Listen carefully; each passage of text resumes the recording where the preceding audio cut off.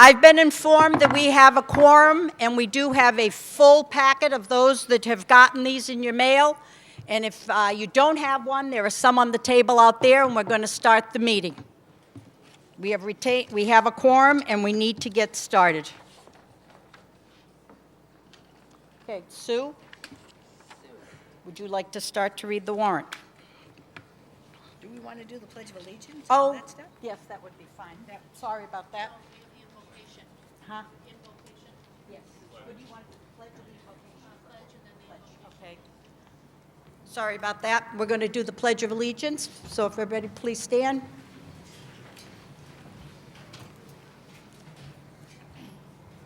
I pledge allegiance to the flag of the United States of America and to the republic for which it stands, one nation, under God, indivisible, with liberty and justice for all. And tonight, for our invocation, we have Reverend Bob Pakin from the First Congregational Church. Reverend Bob?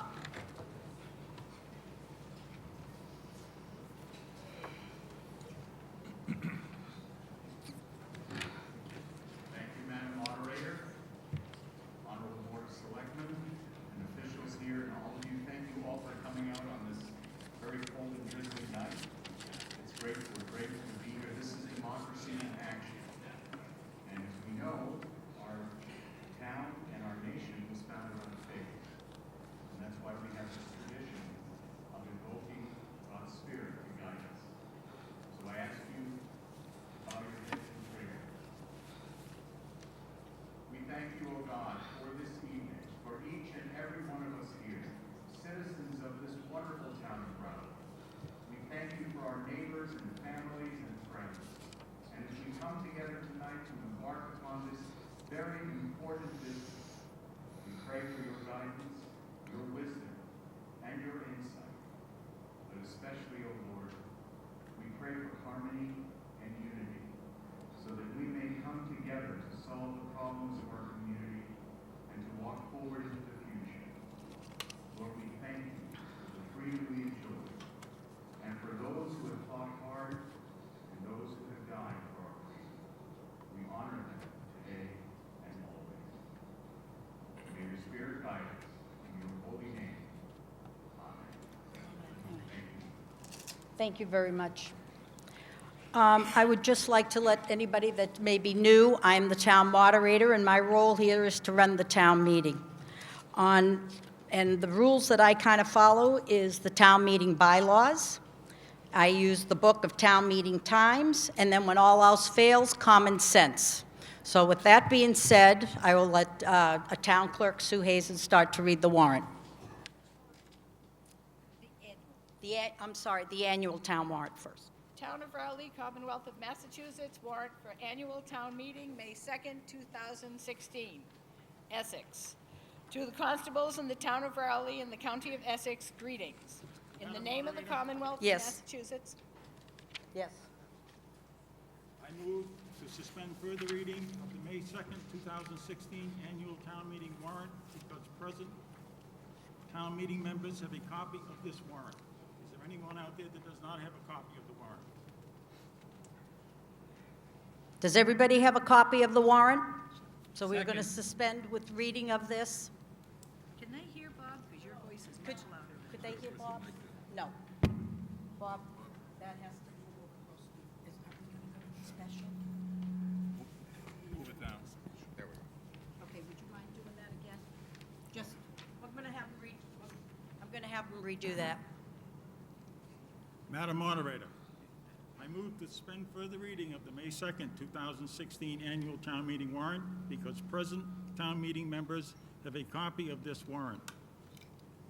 Second. And I'll ask again, that does everybody have a copy of the warrant? If not, there are some on the table right outside the door. Okay, all those in favor of suspending the reading of the warrant signify by saying aye. Aye. Any opposed? 7:39. Okay.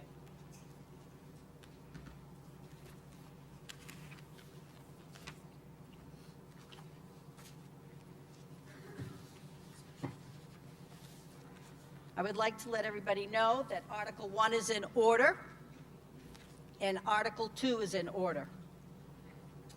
And in order for anything to be brought up, there needs to be a motion and a second. So with that being said, we will go to Article 3. Town moderator, we're doing the special first? Yeah. Can we do the special? Annual. Just open the annual, now you need to open the special. Okay, Bob, would you hold the special? We're going to go to the special because the special closes out this fiscal year before we start to decide on how we're going to spend the money for the next fiscal year. Do we need a motion to go to the annual? Yes, I think Bob's. Actually, she's got to sign Do you have that, the motion? No, this was for the annual town.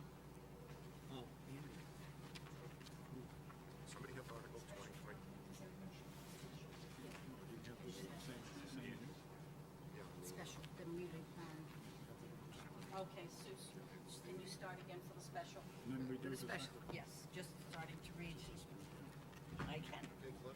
Town of Raleigh, Commonwealth of Massachusetts, warrant for the special town meeting, May 2nd, 2016.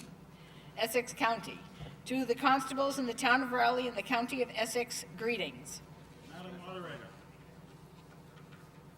I move to suspend the further reading of the May 2nd, 2016 special town meeting warrant because present town meeting members have a copy of this warrant. Second. Okay, then I'll get the second one to read.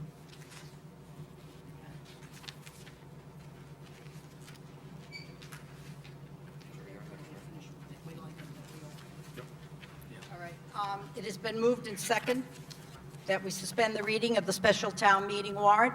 All those in favor signify by saying aye. Aye. Any opposed? It's unanimous. 741. Madam Moderator, I move to allow the non-resident town employees, local and state officials, and department heads to speak if called upon. During the May 2nd, 2016 special town meeting, these individuals are seated against the wall on the right side of the room as you face the stage, and on the stage, and who will now raise their hands. Would all of you on this side, these are regular, either town officials or state representatives that are not residents of the town of Raleigh, and if they're asked to speak, they will get up and state what department they are with. Second. It's been moved and second to allow the guests to be seated on this side and on the stage. All those in favor signify by saying aye. Aye. Any opposed? It's unanimous.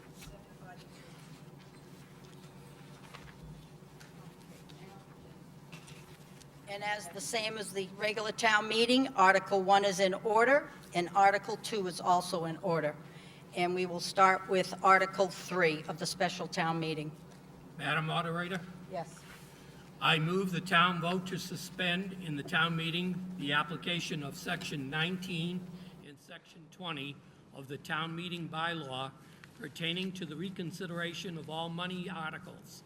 Such suspension is intended for the specific purpose to balance the total level of funds raised and appropriated within the limitations of Massachusetts General Laws, Chapter 59, Section 21C, Proposition 2.5, so-called, and to give blanket warning hereby that any money article may, at the end of the meeting and after all articles have been acted upon, be moved for reconsideration in order to balance the total level of funds raised and appropriated within the limitations of Massachusetts General Laws, Chapter 59, Section 21C.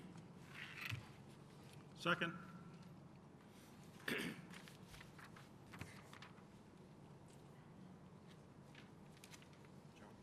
Yes. We have a motion on the floor right now, Mr. Conley. Just give us a minute. Yes, sir. Is Article 2 going to be heard tonight, or is that? Article 2 and Article 1, yes, you could get up, and if there is, When is that going to be heard? if there is no motion that is on the floor, you can get up and present something under Article 1 or Article 2. Okay, it's been moved and second to suspend the town meeting, the application of Section 19 and 20 of the town meeting bylaws. All those in favor signify by saying aye. Aye. Any opposed? It's unanimous. 7:45. Article 4. Madam Moderator, I move the town vote to transfer and appropriate the sum of $5,000 from line 156 unemployment of Article 5 of the annual town meeting of May 4, 2015, to be added to line 7, selectment expense of Article 5 of the annual town meeting of May 4, 2015, for a total appropriation of $34,130 to pay for the expense incurred to hold the May 2nd, 2016 annual and special town meetings. Second.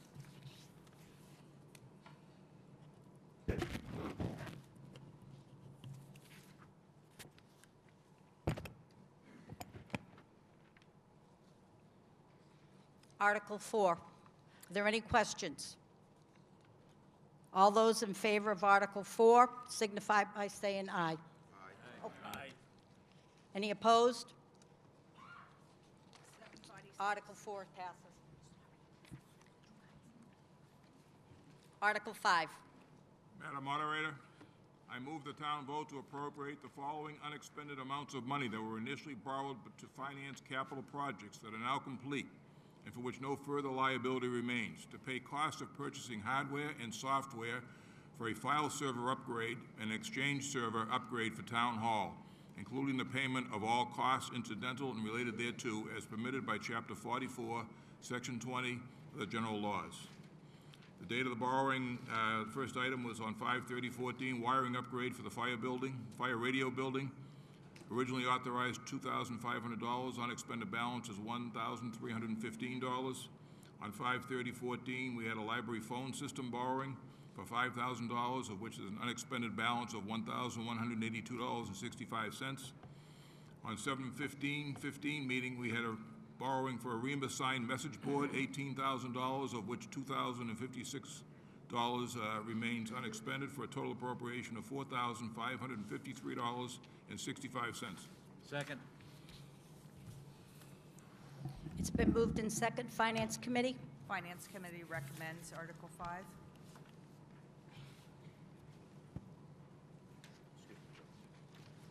Are there any questions on Article 5? All those in favor signify by saying aye. Aye. Any opposed? Article 5 passes. 7:47. Article 6. Article 6, Madam Moderator, I move the town vote to appropriate the following unexpended amounts of money that were initially borrowed to finance capital projects that are now complete and for which no further liability remains, to pay costs of purchasing a sander attachment for the Highway Department, including the payment of all costs incidental and related to thereto as permitted by Chapter 44, Section 20 of the General Laws. Date of borrowing, 5/30/14. The original project was cemetery tractor. Amount originally authorized was $30,000. Unexpended balance, $1,389. 5/30/14, original project library snow blower. The amount authorized, $2,915. Unexpended balance, $1,315.05. 5/14/15, the original project was a ladder truck. The amount originally authorized was $718,308. The unexpended balance is $1,561.07 for a total appropriation of $4,265.12. Second. Finance Committee recommendation? Finance Committee recommends this article. Are there any questions on Article 6? All those in favor of Article 6 signify by saying aye. Aye. Any opposed? Article 6 passes. 7:49. Article 7 is in order. Madam Moderator, I move the town vote to appropriate the following unexpended amounts of money that were initially borrowed to finance capital projects that were that are now complete, and for no further liability remains, to pay costs of purchasing HVAC system for the police department, including the payment of all costs incidental and related thereto, as permitted by Chapter 44, Section 20 of General Laws.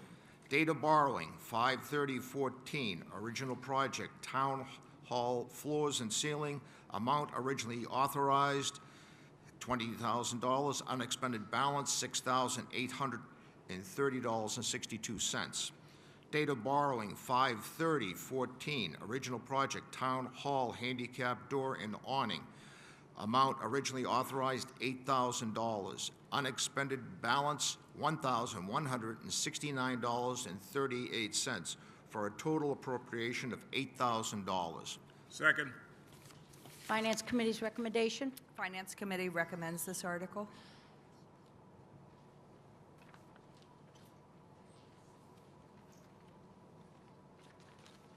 Are there any questions on Article 7? All those in favor of Article 7 signify by saying aye. Aye. Any opposed? Article 7 passes. 751. Article 8. Madam Moderator, I move the town vote to appropriate the following unexpended amounts of money that were initially borrowed to finance capital projects that are now complete and for which no further liability remains. To pay costs of upgrading the fire alarm system connection and security upgrade for a reinforced door at the police station, including the payment of all costs incidental and related thereto, as permitted by Chapter 44, Section 20 of the General Laws. The date of borrowing was July 15, 2015. The original project was the police security entrance system. The amount originally authorized was $5,000, and the unexpended balance is $1,600, for a total appropriation of $1,600. Second. Finance Committee recommendation. Finance Committee recommends Article 8.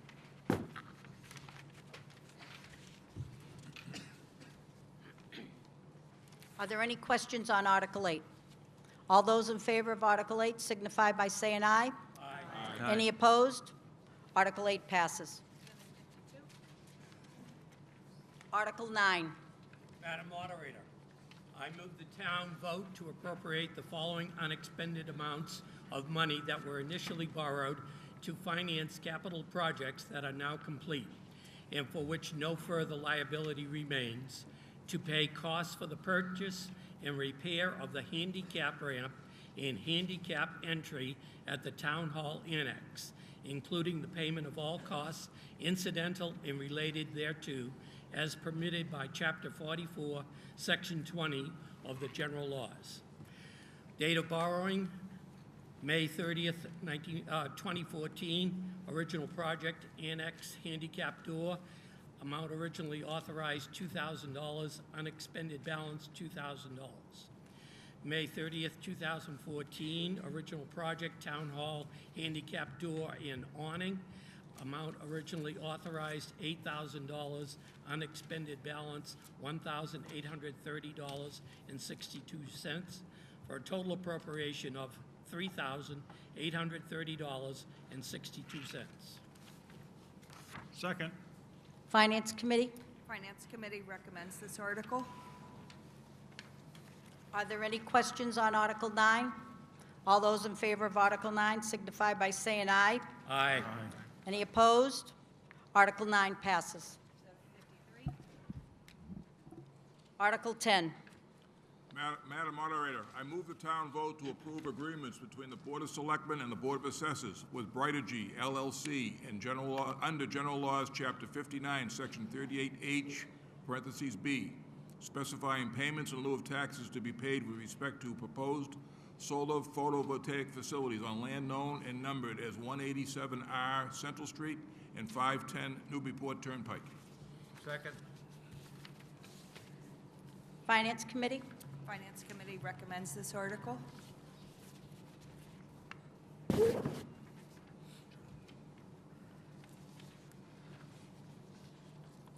Are there any questions on Article 10? All those in favor of Article 10 signify by saying aye. Aye. Any opposed? Article 10 passes. Article 11.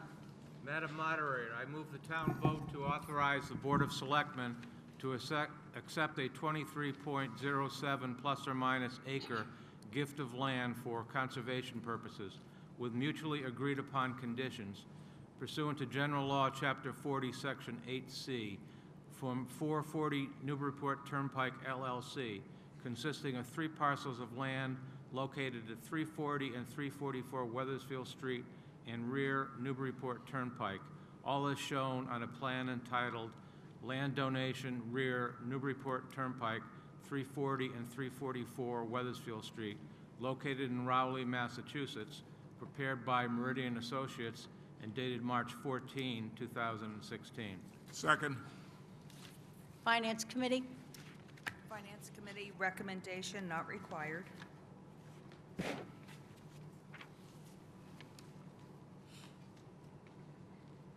Are there any questions on Article 11? All those in favor signify by saying aye. Aye. Any opposed? Article 11 passes. Article 12.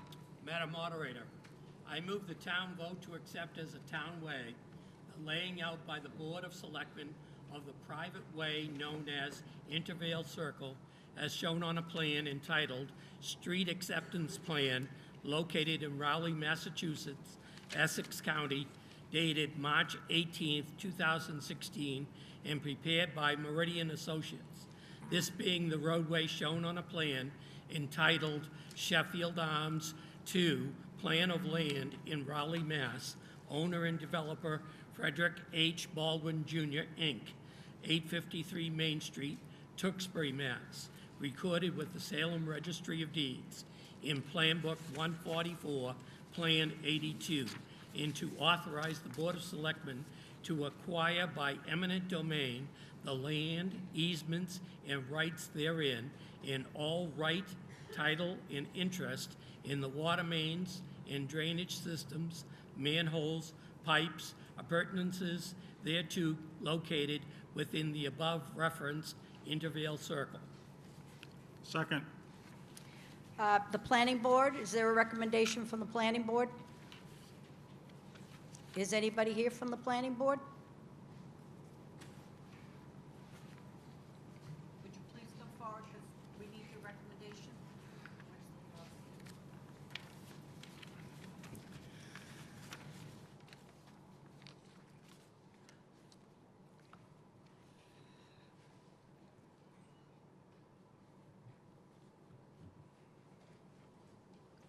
Either one of you, just, state your name and your address. My name is Kirk Baker. I'm town planner. And Chris Thornton, I'm chairman of the planning board. The planning board recommends approval of this. Are there any questions regarding this? Would you mind, you can't ask from your chair, you have to get up, state your name and address, please. Explain what it is. Would you explain, please, what it's used for? It's just a...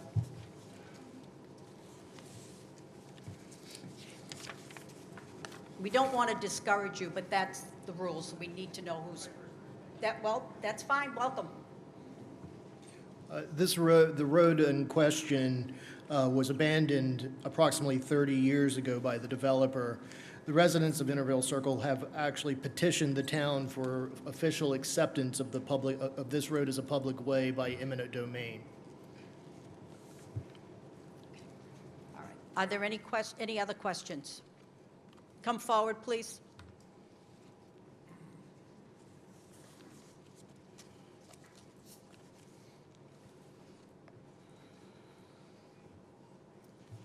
Here, you need, Ron Mackerel, and your address? 268 Central Street. What condition is this road in now, and what kind of responsibilities are we taking over?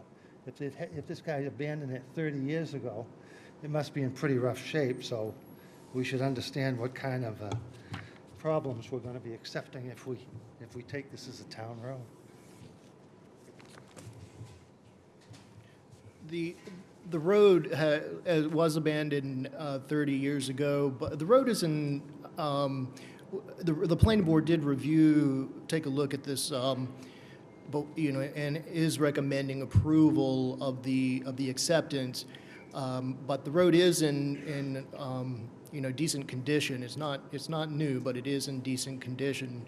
But the town will be taking on all maintenance, snow plowing, and all future maintenance associated with this. There was a previous road acceptance for Christopher Road, which is part of the same subdivision that was done back in, I believe it was 2012, under the same conditions. And that road is under the same condition as this road, Interville Circle. Are there any other questions? Seeing none, all those in favor of Article 12 signify by saying aye. Aye. Any opposed? Article 12 passes. Article 13. Madam Moderator, I move the town vote to transfer and appropriate the sum of $17,200 from line 14, stormwater compliance expenses, of Article 5 of the annual town meeting of May 4, 2015, to be used by the Board of Selectmen to continue sample testing of the landfill monitoring wells, water and gas, and for obtaining a certificate of compliance from the Conservation Commission on the landfill's project's wetlands permit. Second. Finance Committee? Finance Committee recommends this article.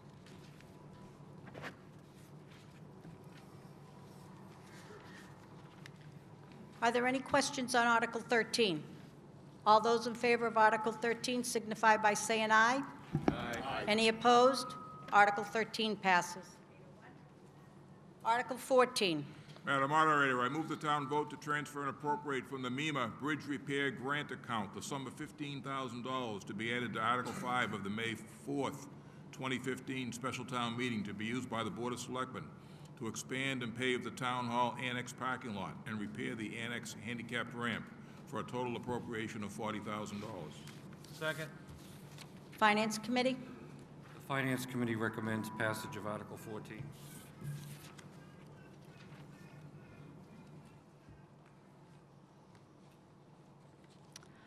Are there any questions on Article 14? Seeing none, all those in favor of Article 14 signify by saying aye. Aye. Any opposed? Article 14 passes. Article 15. Madam Moderator, I move the town vote to transfer the sum of $87,000 from free cash to Article 10 of the May 10th, 2015 special town meeting, Prospect Hill roadway improvements and stormwater management systems, for a total appropriation of $162,000. Second. Finance Committee? The Finance Committee recommends passage of Article 15. Are there any questions on Article 15? Seeing none, all those in favor of Article 15 signify by saying aye. Aye. Any opposed? Article 15 passes. Article 16. Madam Moderator, I move the town vote to transfer from free cash the sum of $17,800 to line 103 hydrants of Article 5 of the May 4th, 2015 annual town meeting for a total appropriation of $53,400 to cover a shortfall in this line. Second. Finance Committee? The Finance Committee recommends passage of Article 16.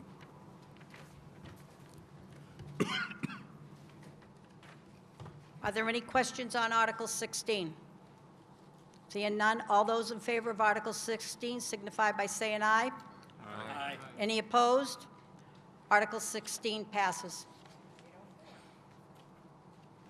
Article 17. Madam Moderator, I move the town vote to transfer and appropriate the sum of $14,000 from line 158 Essex Regional Retirement of Article 5 of the May 4, 2015 annual town meeting, and to transfer and appropriate the sum of $1,000 from line 156 unemployment of Article 5 of the May 4, 2015 annual town meeting to line 159 group health, life insurance, and Medicare of Article 5 of the May 4th, 2015 Annual Town Meeting for a total appropriation of $580,974.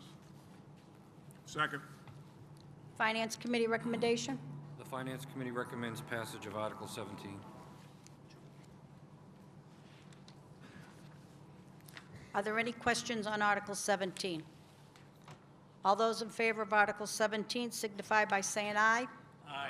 Any opposed? Article 17 passes. Article 18.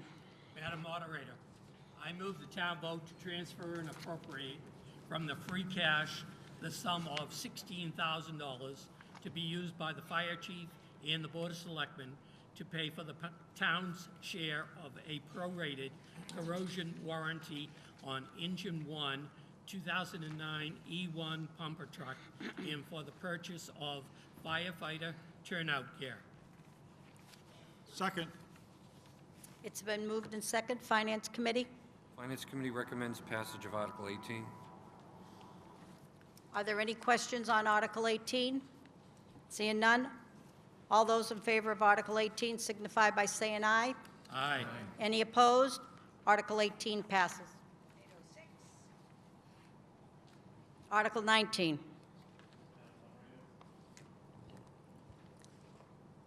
Could you state at least your name, please? Bill Demento, Town of Riley Harbor Master. I move the town vote to transfer and appropriate the following: $7,000 from Article 9 of the May 4th, 2015 Special Town Meeting, $2,500 from the Harbor Master Revolving Fund as shown on Article 13, Number 11 of the May 14, 2015 Annual Town Meeting warrant, and $8,500 from free cash for a total appropriation of $18,000 for the purchase and installation of a 200 horsepower patrol boat motor. Finance Committee? The Finance Committee recommends passage of Article 19. Are there any questions on Article 19? The second, yes, it's been second. Are there, yes. Could you stand up here, please, and state your name? You need to, it's for the record, for the All right, that's fine. Hi, transcript. Steve McCarthy, Raleigh Country Club 1. Is it American-made engine? Steve, it will be put out to bid. There are several manufacturers that offer government pricing to the town of Raleigh that'll offer it at a substantially reduced price for us. It'll either go to Yamaha, Mercury, Honda, or Evinrude. Evinrude is a Canadian-owned firm. Mercury, I believe, is owned by Brunswick, is still U.S. made, and Yamaha and Honda are, Yamaha, I believe, is U.S. made. Honda is not, it's Japanese. I thought that it was a state law that any taxpayer, if we pay taxes, we should purchase American-made products. You're not familiar with that? I'm not familiar with that, no. But All right. we try every time we can to purchase American-made. All right. Are there any other questions on this article? Seeing none, all those in favor of Article 19 signify by saying aye. Any opposed? Article 19 passes. Article 20 is in order. Madam Moderator, I move the town vote to appropriate or reserve from the Community Preservation Fund fiscal year 2016 annual revenues the amounts recommended by the Community Preservation Committee for committee administrative expenses, debt service, community preservation projects, and other expenses, with each item to be considered a separate appropriation. Reserve, housing, original amount reserved $15,258, revised amount to be reserved $29,412.23, difference required to be reserved $14,154.23. Historical, original amount reserved $0, revised amount to be reserved $7,323.23, difference required to be reserved $7,323.23. Second. Finance Committee recommendation? The Finance Committee recommends passage of Article 20. Are there any, it's been moved in second. Are there any questions on Article 20? Seeing none, all those in favor of Article 20 signify by saying aye. Aye. Any opposed? Article 20 passes. Article 21. Madam Moderator, I move the town vote pursuant to Mass General Laws, Chapter 44B, to transfer and appropriate from the Community Preservation Fund unreserved account an amount of $15,000 to be used by the Conservation Commission to complete the town's open space plan and to obtain final state approval of the town's open space and recreation plan, OSRP. Second. Finance Committee on Article 21. The Finance Committee recommends passage of Article 21.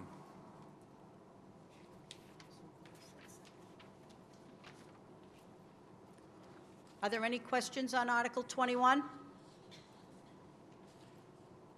All those in favor of Article 21 signify by saying aye. Aye.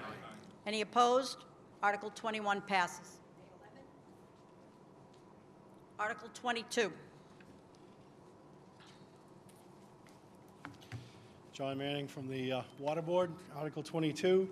I move the town vote to transfer and appropriate the following: $4,054 from Article 8 of the May 8th, 2003 Annual Town Meeting, GASB 34 Consultant; $3,400 from Article 19 of the May 6, 2013 Special Town Meeting, Fence, Keys, and Alarm; $73.13 from Article 22 of the May 6, 2013 Special Town Meeting, Safety Equipment; and $10,000 from Article 25 of the May 6, 2013 Special Town Meeting, Operating Procedures Manual, for a total appropriation of $17,527.13 to be used for the purchase of an electronic message board, a vertical trench hydraulic safety shore, traffic cones, and barricades.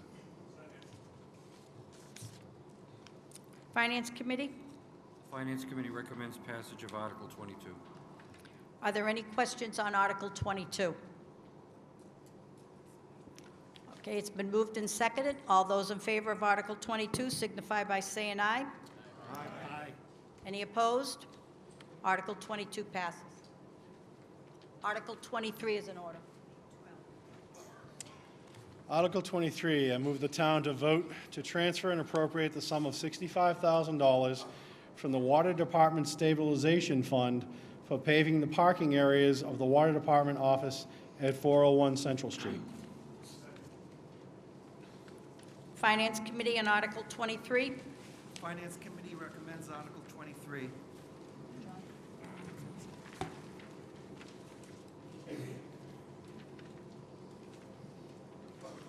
Are there any questions regarding Article 23?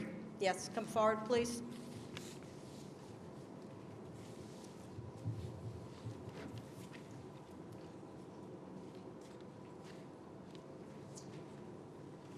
Bob Daly, Allen Ave. And your address? 9 Allen Ave. Allen Ave, Yeah. okay. Is this for the front part of the building? No, it's for the whole place. For the whole place? Yeah. The question was, is it for just the front? Last, a couple of meetings years ago, is just the U. This is for the entire premise of 401 Central Street. Okay, I think the front part, a couple of potholes. I know you twisted your ankle at one point in the past year or so. And, you know, the potholes can be fixed.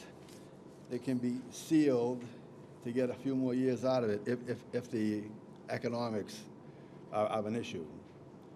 The rear portion, and the amount of pavement that they're talking about is like 4.5 inches, which is like a commercial trucking facility or a vehicle maintenance facility that you would find. This, I just believe it's beyond the necessity of the scope of the work. 65,000, where maybe it could be done for, you know, a local paving company, maybe 5,000. Sure. So I'd like to address those questions. And I'll start from the paving, and that is commercial. There are a lot of trucks. There is a backhoe that goes in and out of there. There's quite a bit of wear and tear on the surface. It needs to be resilient to handle the traffic that goes through there. Secondly, it's put out to bid. It's up to 65. It was funded previously, and the bid came in at about 50. We also had a bid of 10,000 to do just the quote, the U in the front. It's not just a couple of potholes. The degradation of the entire surface area is abutting up to the foundation of the building, and it's putting the building at risk as well. And yes, I'm the klutz that tripped on some of the pieces of pavement, but regardless of that, other folks have had injuries there. The superintendent got a roller and tried to straighten it out and roll it, but we're putting the building and the foundation at risk as well. It's just, it has never been maintained since the building was purchased. And additionally, these funds will not affect the rates. The money is put aside in the stabilization fund. So it's not a matter of raising and appropriating, it's there. Bob Petrillo, Haverhill Street, at a previous water board meeting. This paving process was authorized once before, and then when somebody came in, they decided they didn't know what it was, so they didn't do it. And I think the price was a hell of a lot cheaper the first time around. I think this is a waste of time and money. The previous bid came in at 50. We had 55,000 authorized. That was 2 years ago. Now we're asking for 65. It will be put out to bid.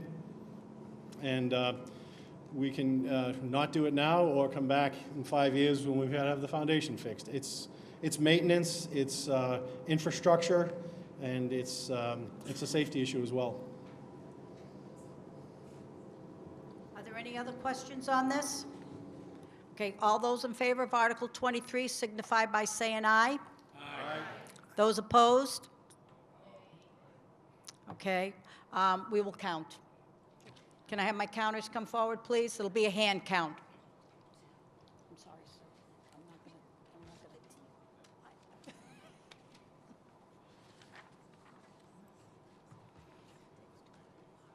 And once we get this started, then we'll move on to the next article.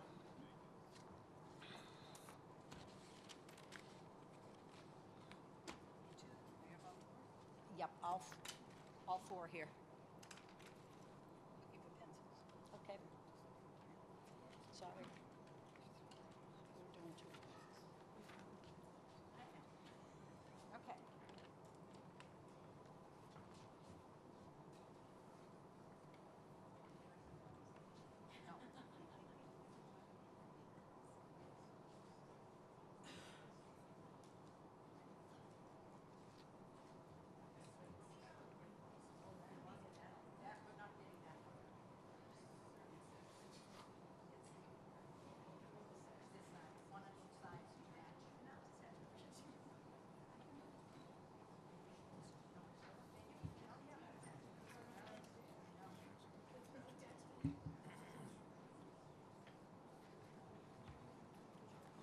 Article 23.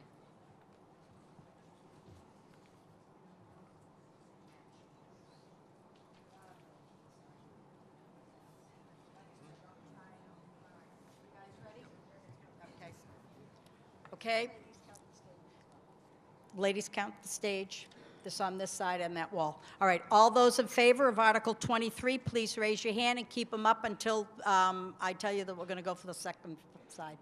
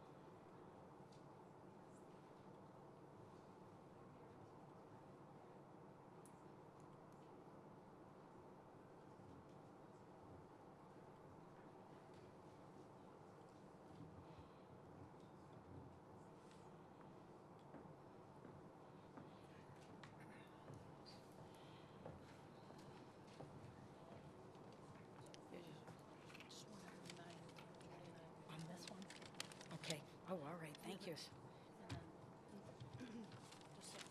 Yes.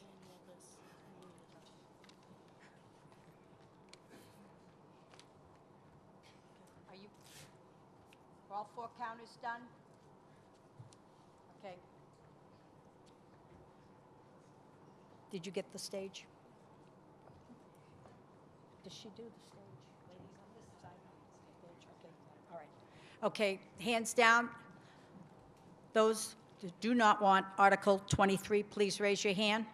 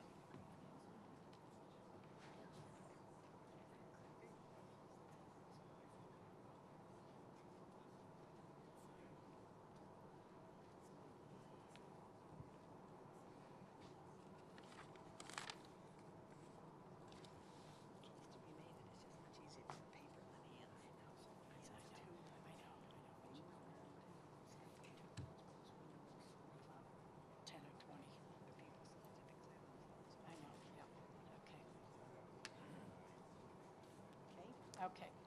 All right, while we're waiting for the tally on Article 23, Article 24 is in order.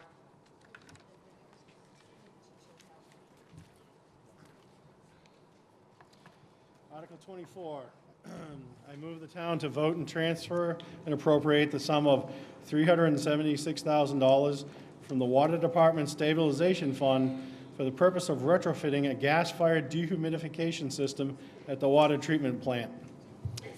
Can I speak about this before we, second? Okay. To speak about this? Yes. Talk about it now? Let me just. It has been moved in second, so any, would you like to Yeah, let me make inform? some information first. That's a lot of money for a dehumidification, which is basically a giant air conditioner. The water treatment plant was built, and someone asked, why didn't they put it in? Why don't we sue the engineering firm? We didn't, or the people that were doing it didn't ask for it. And secondly, it's out of warranty, and the time is past where we could seek redress that way.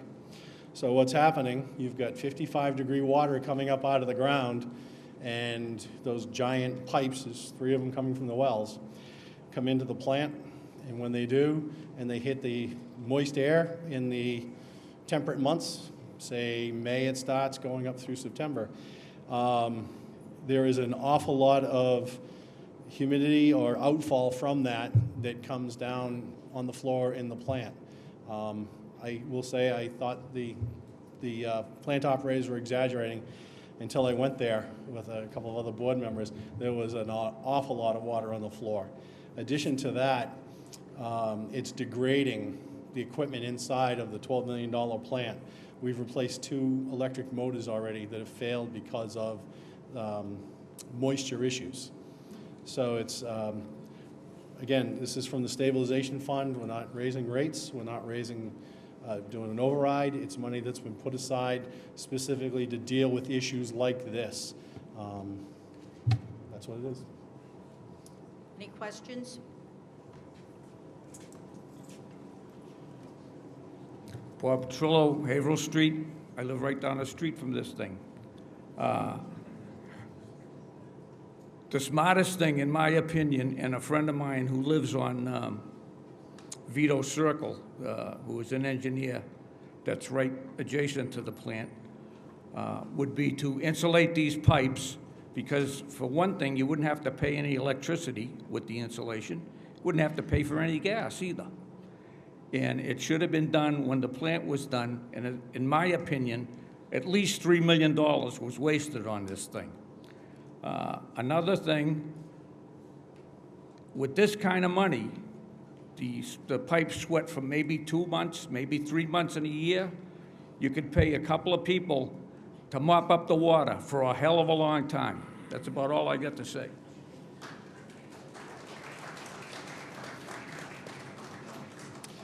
The insulation is a good idea, but it's a short-term temporary fix, and it is May, June, July, August, September. It's almost half the year, and the insulation can degrade as well. Consulting several engineering firms, the cheap, quick fix is to slap insulation up there. Again, it's cheap, quick, but and also to have someone going around with a mop and bucket. That's all well and good, but you can't get the water off the top of all the equipment that it's falling on top of. So, that's that. All right, just before we get to the next question in here, on Article 23, there was yes 144, no 35. Article 23 passes.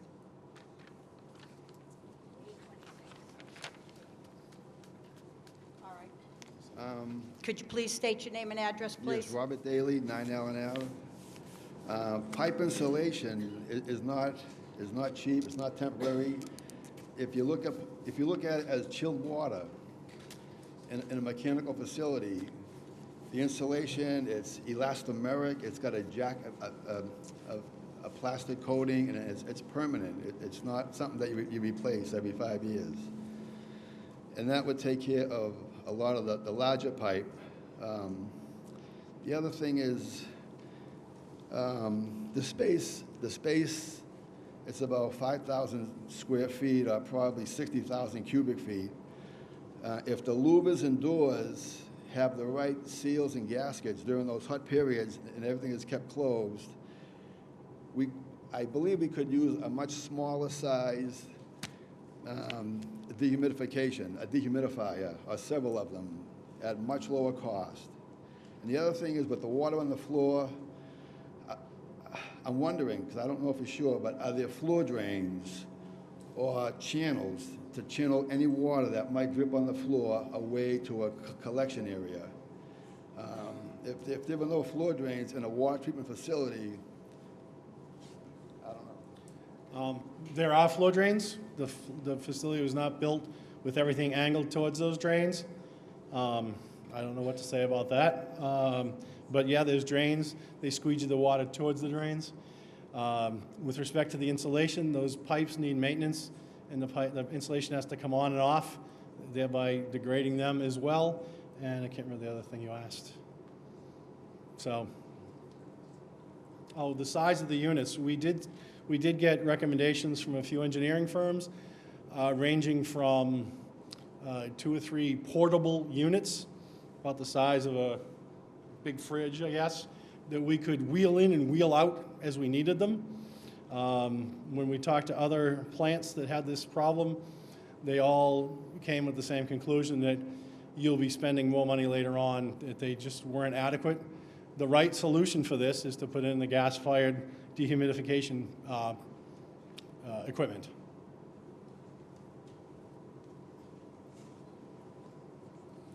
Bob Trillo again. Another inexpensive operation to solve this problem would be, there are vents on either end of the building and throughout it. If you had a good-sized exhaust fan, you'd solve the problem of the buildup of moisture. We talked to the engineers about that, and also the other gentleman asked about keeping the building sealed. Unfortunately, you can't do that because there's comings and goings with deliveries, people.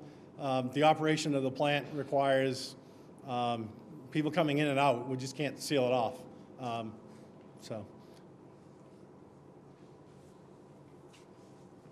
I'm Brad Pitcher, 56 Leslie Road.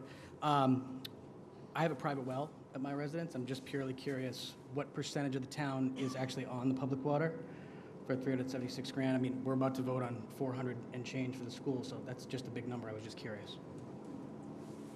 I don't have those numbers with me tonight. I'd say most of the town, probably 95% at least, is on public water.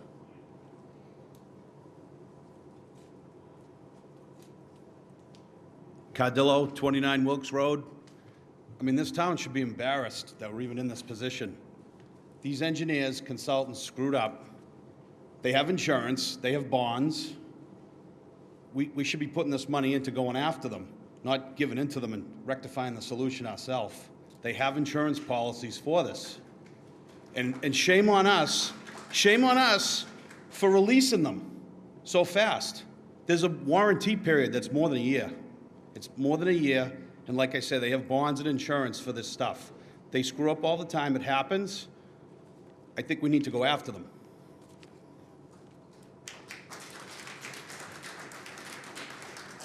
As I said before, that's been looked at, and cost-effective, cost-benefit, the amount of legal resources that be required. In addition, there's a question on the contracts, the way they were structured and written. That time has elapsed for us to sue them.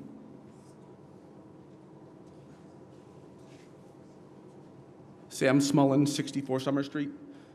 I work in a world of insulation, mostly on the noise control side, but certainly interact with a lot of people who do thermal insulation. And insulation for this type of piping is pretty standard for chill water systems, and not seen in the industry, at least, as quick, cheap, easy, or disposable.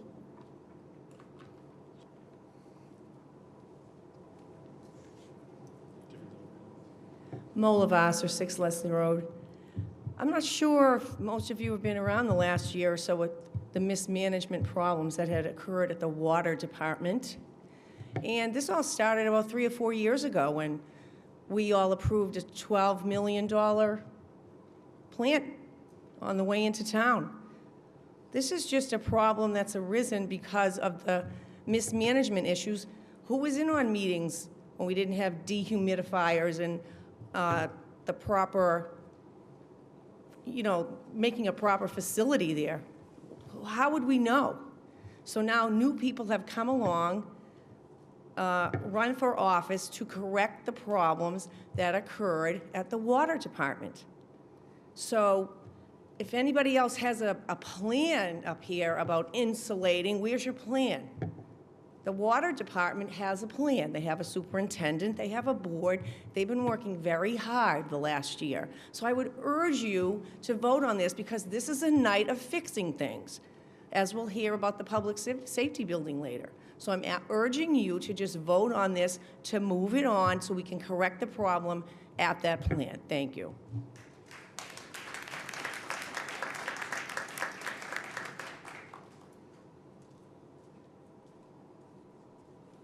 Hello, my name is Kurt Jacobson, 21 Central Way. I have not been to the water treatment plant, but as you say, why not put drains in to take up extra water? Where is all the electronics versus the motors and the well water pipes coming into the facility in order to keep the moisture off the sensors and the electrical lights and so forth? That is my question, because wouldn't there be a separate building for electronics? Thank you. A very fair question. Again, I'll refer to the drains. There are flow drains in there. It's a water treatment plant. There's water sometimes is here, there, and the other place. But with respect to the electronics, it's not a separate place. This is a pretty much state-of-the-art. There's a giant Paul filtration system in there. The outfall of the humidification comes down on top of that. There are servos and electronic motors in there that move water along and into the processing part. The water's coming there. The one that frankly scares the heck out of me is along the side of the wall. There's two 440-volt boxes, which are waterproof. I don't know about you. If I'm standing in water, I'm not touching a waterproof electric box with water on top of it. So it's also a human safety issue. There's water all over the inside of that place.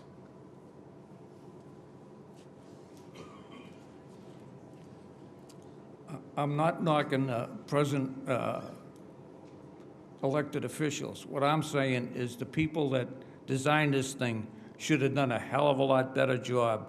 And I still think insulation or ventilation would solve the problem with a much cheaper price.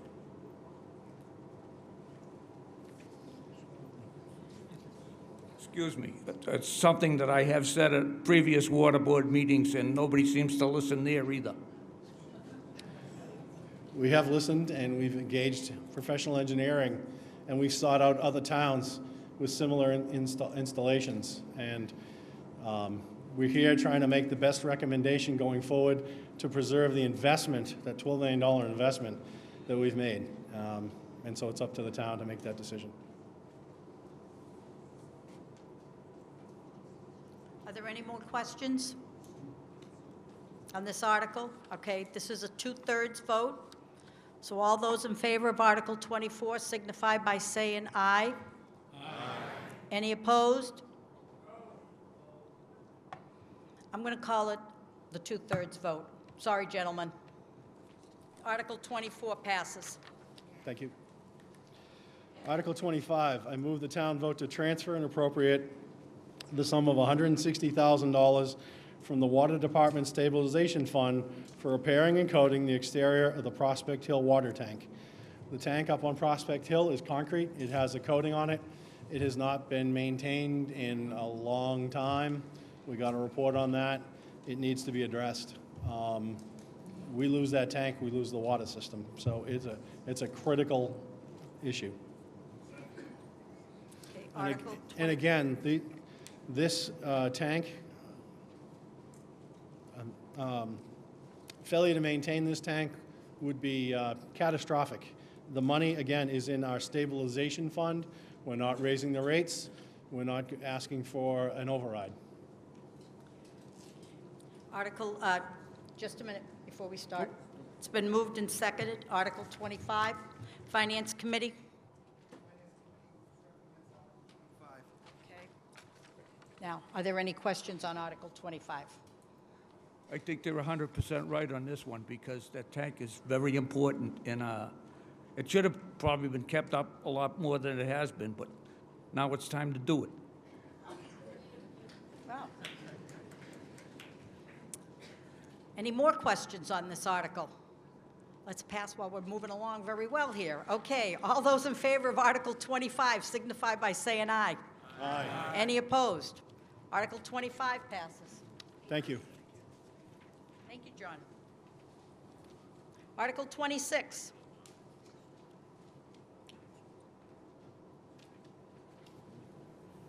Wasn't Article 26, right? Okay.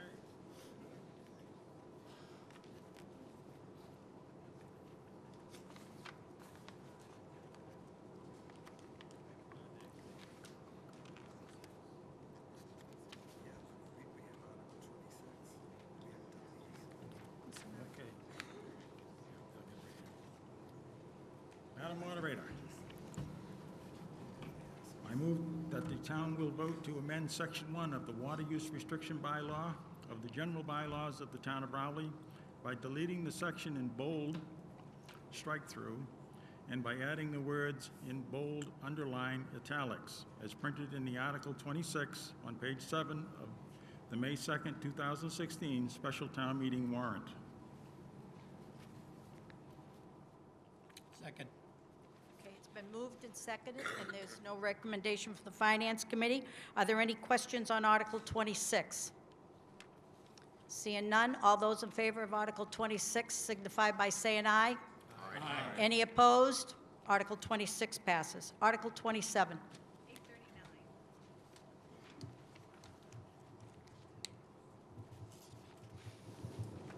Chris Thornton, Chairman of the Planning Board. I move that the town vote to amend the zoning district map of the town of Raleigh by transferring the premises herein described from the outlying district to the business light industrial zoning district. The property shown on plan entitled Plan of Proposed Zoning Map Amendments to the Town of Raleigh, Assessors Map 18, dated March 7, 2016, on file with the Planning Board, consisting of portions of parcels identified as Assessors Map 18, Lot 3, approximately 2 acres, Assessors Map 18, Lot 3-1, approximately 6.5 acres, and Assessors Map Lot 5-21-1A, approximately 2.3 acres, as depicted on said plan, for a total of 10.74 acres. The plan is shown on page 9 of the May 2 special warrant special town meeting warrant. There's no recommendation for the Finance Committee. Are there any questions on Article 27?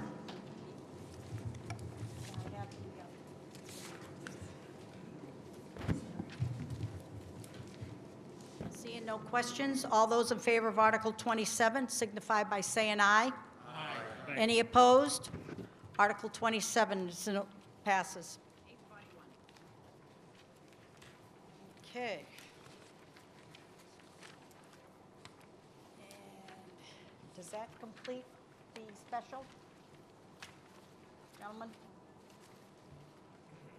All right, so yes, close it out, please.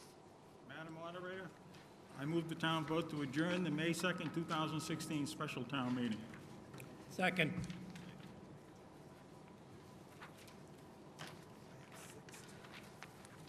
Okay, we have a motion to adjourn the special town meeting. Any questions, anything? All those in favor signify by saying aye. Aye. Any opposed? The adjournment is in order. Okay. Back to the special. Annual. We started, I'm sorry, the annual town meeting. All right, we started reading, and we did suspend that everybody has a copy. Article 1 is in order, and so is Article 2. I have had a request by the library board to do a quick overview on the 125th anniversary of the Raleigh Public Library. So is somebody here from the library going to speak on this?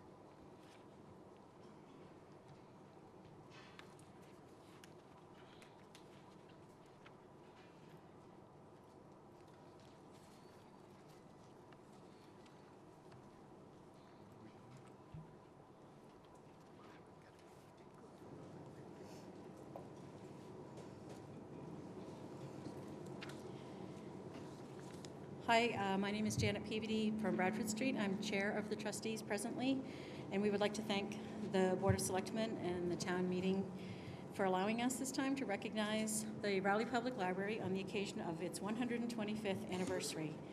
In May of 1890, the Free Public Library Commission of Massachusetts was established to promote the establishment and efficiency of free public libraries, and less than 1 year later, at the March 9th, 1891 Raleigh Town Meeting, there was an article asking the town to accept the provisions of that act and elect a board of library trustees and to appropriate such sum of money to give effect to the same as they may think necessary.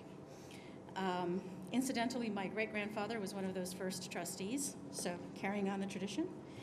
The Rowley Book Club, which was a private library in town, donated their books in their collection under the agreement that all funds collected through the town's dog license fund would go towards maintaining the public library, and if that fund should equal less than $100, the town would make up the difference.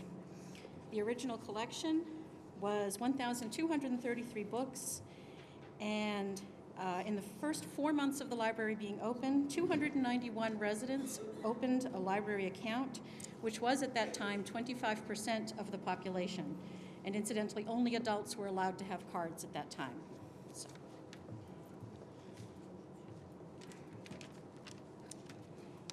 Good evening. My name is Pamela Jacobson. I'm the library director, and I would like to share a little bit about the state of the library today in the 125th year of its existence. There are 3,556 cardholders. The collection consists of 59,451 items. It's grown. Not just books, but also magazines, newspapers, and media, including audiobooks, music CDs, DVDs, and video games, as well as about 10,000 downloadable audiobooks and ebooks. And virtual items account for about 8% of total borrowing. In a typical week at the library, over 700 patrons will borrow more than 900 items. Meeting rooms are used an average of 13 times. Computers are used an average of 250 times. Library staff assist patrons with 125 reference questions, and over 100 patrons attend upward of 8 events, which might include author visits, lectures, workshops, concerts, yoga classes, book club, Lego club, knitting group, movies, story times, and so much more.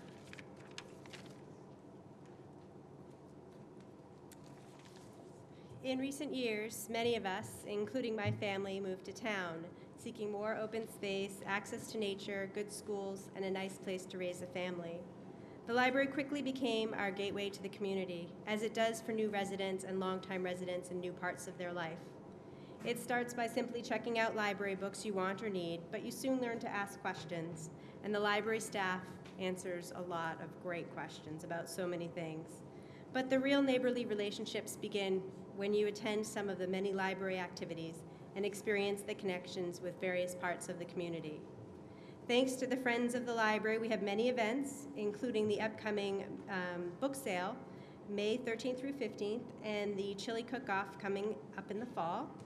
You recently received an annual membership notice in the mail last week with the most beautiful reader posing on the cover, my daughter.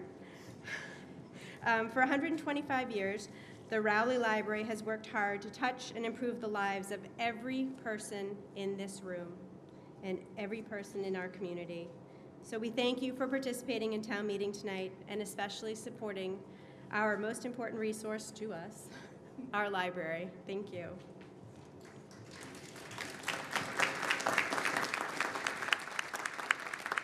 Thank you.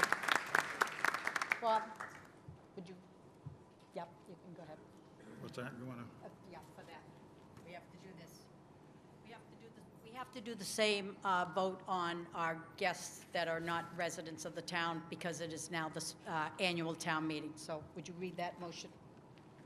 Madam Moderator, I move to allow the non-resident town employees, local and state officials, and department heads to speak, if called upon, during the May 2nd, 2016 annual town meeting. These individuals are seated against the wall on the right side of the room as you face the stage and on the stage, and who will now raise their hands. Second. Okay. And who seconded that? You want to give me a second? A second. Okay, it's been moved and second. All those in favor signify by saying aye. Aye. Any opposed? Thank you. 848. Okay. Article 1 is in order, and so is Article 2. Mr. Comley, at this point, if you want to bring up your article, do it now, because once we started to this, it's town business for the next coming year. Thank you. You're welcome. And I'm going to tell you, I'm going to limit you to no more than 5 minutes. Say again? I'm going to limit you to no more than 5 minutes. Okay, thank you. I want to commend the selectmen and all the department heads in this town for working very hard to bring all of this to us. But you know who runs this town? You do. And you know, this country's out of control. This town's out of control in some things. Now, last year, I brought up a motion, and everybody that was here voted on it. And it was about having a motion. Do I have to make the motion now or make it later? You have 4 minutes and 46 seconds. Do I make And the when motion? Down by the Seashore goes on, you have to have your motion already made and second. All right. All right. I, Stephen B. Comley, Sr., a Raleigh resident residing at 44 Mansion Drive, Raleigh, Mass., make a motion under Article 2 of this annual town meeting to instruct the Raleigh Board of Selectmen within 30 days to officially request in writing the Nuclear Regulatory Commission to hold a public hearing to receive and discuss information regarding the effectiveness of Seabrook Nuclear Plant Evacuation Plan. Do I have a second? Say it out loud, please. You can say it, Bill, right from there. Okay, I have. Okay, good. Now, everyone that was here voted on it. And the selectmen had to act on it within 30 days. They didn't do it. And And I found out later on, they said, they went to the town council to find out if it was binding. And they said it wasn't binding. And I asked for the law that they went by to say it wasn't binding. And I wrote letters, and they never got back to me. So I don't know whether this one's going to make it or not. But I'll tell you, this is about safety. And you know, my family's been in Raleigh since '54. We've been in the nursing home profession for 80 years. And you know what my son does and his staff? They stick up for the people that need care and can't fight for themselves. You know what the NRC told us? It told us to leave the resident behind that can't be moved and give her a bottle of iodine to drink. You know what that means? They're expendable. Well, right now, I want you to know this, and I gave you 2 packets, and real important for you to go over it. Now, Senator Tarr, Representative Hill, Sheriff Cousins have endorsed this, but can't get the town to do it. Now, they say they wrote to Congressman Moulton, right? This doesn't say that. It says to write to the NRC. And they don't want to do it, and I can't figure out why, because, you know, Newburyport's asking for the shutdown. Salisbury is too. We're not asking for the shutdown. We want first responders to testify whether that plant can be evacuated during the summer months, including July 4th and Labor Day. And we all know it can't be done. You know what that means? The Seabrook plant, jeez, I'm telling you, I am angry. Let me tell you, I have a right to be angry. You know, my sons and all of us wear different hats. And some of them are a lot more important. And the Comley family wear a farmer's hat. Chernobyl lost land for 1,000 years. Now they admit, last week was the 30th anniversary.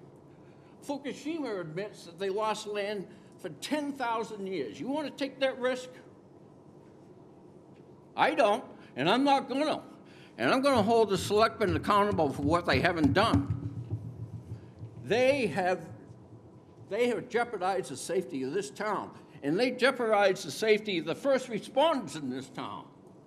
And that's not, and I'll give them a second chance here. And I'm going to make another motion too. Well, let's get through with this one. And I'm so proud of this town, because you have an obligation, not for your own, you have it for your families and your grandchildren, their future generations. And you know, I ran for president, some of you know that.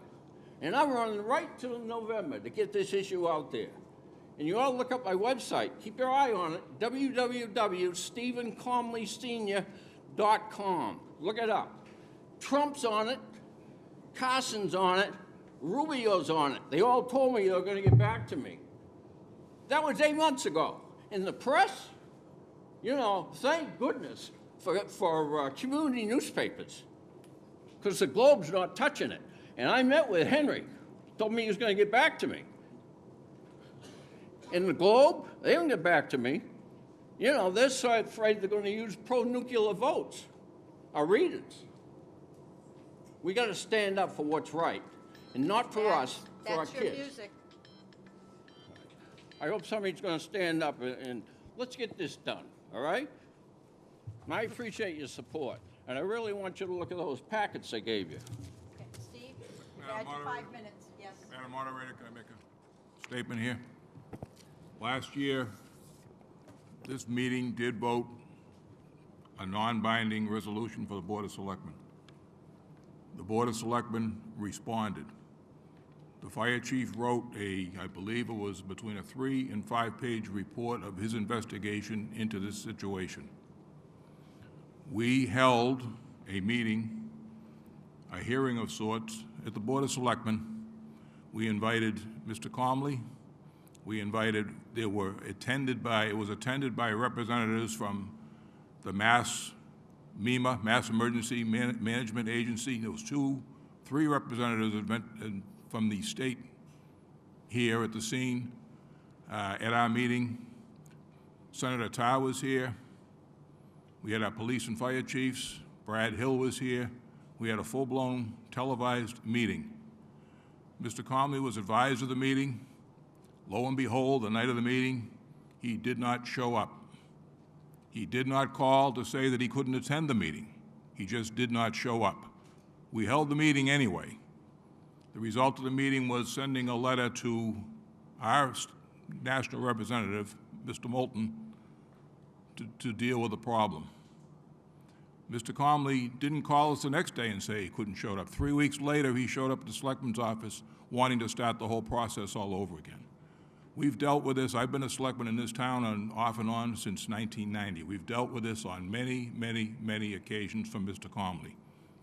This is a federal issue. We appreciate the fact that we're all concerned about nuclear safety. The town of Raleigh, we, as a Board of Selectmen, have many, many issues to deal with, many problems to deal with. We dealt with Mr. Comley last year. We responded to the vote of this town board. We held a hearing. We invited all kinds of officials to come here. And we had the fire chief spent, I don't know how many hours investigating and writing his report, and yet now we're back here again because Mr. Comley didn't bother to come to that meeting. We're back here again, and he wants us to vote this again. I recommend we vote this down and move on to other projects. All right, can I respond? Yes, you can. Yes, you can. First of all, What would you, it would be better if you All responded right. to the mic so that everybody could hear you. well, Mr. Peterson, you know, I was called Thursday before Monday to show up at a meeting. And I came to that meeting you just said to respond and tell you why I couldn't attend the meeting. And what'd you do? You told me no, I couldn't respond. Yes, you, well, it's on video. Let's look at it. And look it up. And another thing, you told me, you made a motion to the rest of the selectmen not to allow me back in here to the selectman's office to talk about Seabrook if I found something else wrong. Why would you do something like that? It doesn't make sense. And you're a former state trooper. Yeah, and there's first responders in this room. We're not asking for the shutdown. We're asking for a meeting. And that meeting you had, you know, I called Senator Tarr, and I called Representative Hill, and I told them I didn't think I was going to be able to make it there. So you knew I may not come there. And don't try to discredit me or the organization or the whistleblowers that put their lives and career on the line. There's a gag order on the Massachusetts State Police right now, and a gag order on the New Hampshire National Guard. They cannot make any statements and make any opinion on whether the plant can be evacuated during the summer months. They have families, and they recently told me I can release their names, and you probably thought that I was bluffing. Well, they aren't bluffing, and we got to stand up for them. They got families. Think about the residents that see you in the hospitals. And there's a lot of special needs people in this country. And you, the selectmen, they owe this town you an apology for not acting on that. They rested on it's not binding. I went to them and I said, it's not binding. The whole town voted for it. And this is a safety issue. And they never told me why it was not binding. And it's in the second motion that I'm going to make. And look, we got to protect this country. Federal government. Are you kidding me? The NRC is nothing but a rubber stamp for the wishes of the industry. They're the biggest lobbyists. Mr. Comley, I think you've had more than your share of this. We do have the fire chief here that can tell you that he is our first... I tried to give him the packets. He said, I don't want any of that stuff. And that's his right. Excuse me. That is anybody's right here to refuse what you were giving them. And if he refused it, that's his right as an American citizen. Madam Moderator. And I'm in charge of this meeting, and right now, the two of yous, it's been said, are there any other people that want to speak or say anything? If not, I'm going to ask for a vote on this. And you want the fire chief to get up? I mean, you can get a copy. You can get a copy of that. You can watch that selectmen's meeting that you didn't attend, and you can get a copy of the minutes. Okay, well, there you go. Anybody else want to speak on this? Okay. I have Mr. Comley's motion. It's been moved and seconded. All those in favor signify by saying aye. All those opposed signify by saying no. No. Sorry, it's failed. Go right ahead.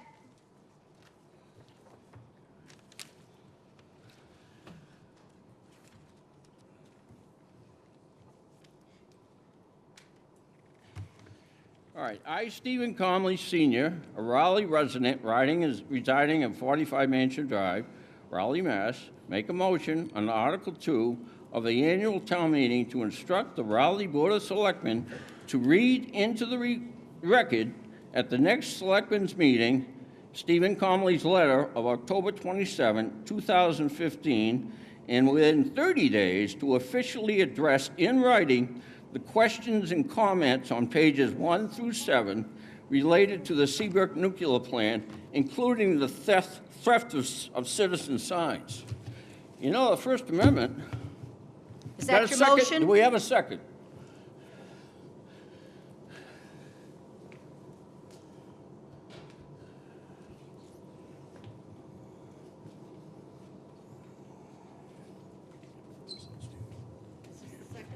Yes.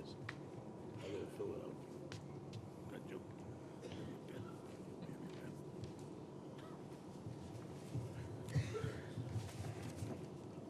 Yes. I already signed it.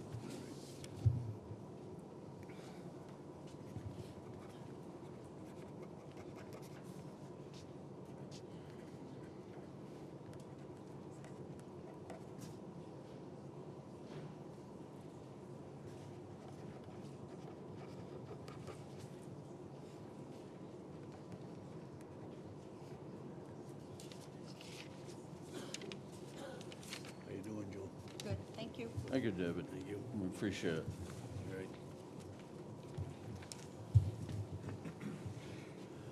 I just got one thing to say.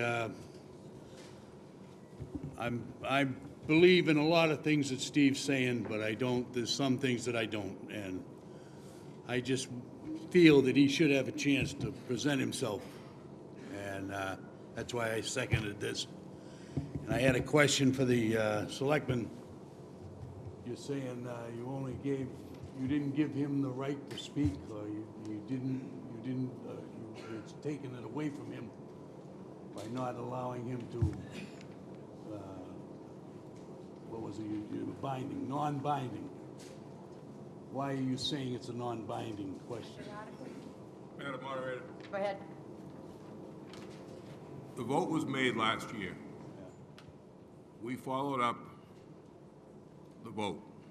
We held a meeting, we invited state officials, we invited our representative and our state senator to the meeting. We wrote letters to Mr. Moulton. Every single week at the selectmen's meeting, Mr. Comley was coming in wanting to bring this issue up. He's in the office.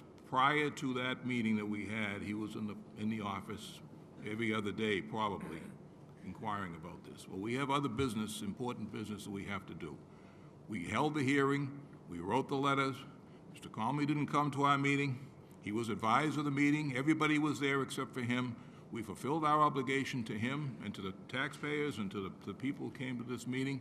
We cannot spend all our time going over this time and time again. We have packets of information that's this thick going back 20 years on this exact same topic. And I'm sure if Mr. Comley's not happy this year, he'll probably come back next year and make the same presentation, so be prepared. But we've fulfilled our obligation. We've certainly given him the right to speak, but at some point, as the moderator did tonight, she gave him a certain amount of time. We can't spend all our time saying this. We got important business that we still have to conduct here, and it's time to move on and conduct that business. He's been given ample opportunity over the years, given a great deal of leeway last year after the vote of this meeting, and we fulfilled our obligation, and I don't see any need for us to go back and address this again at this point.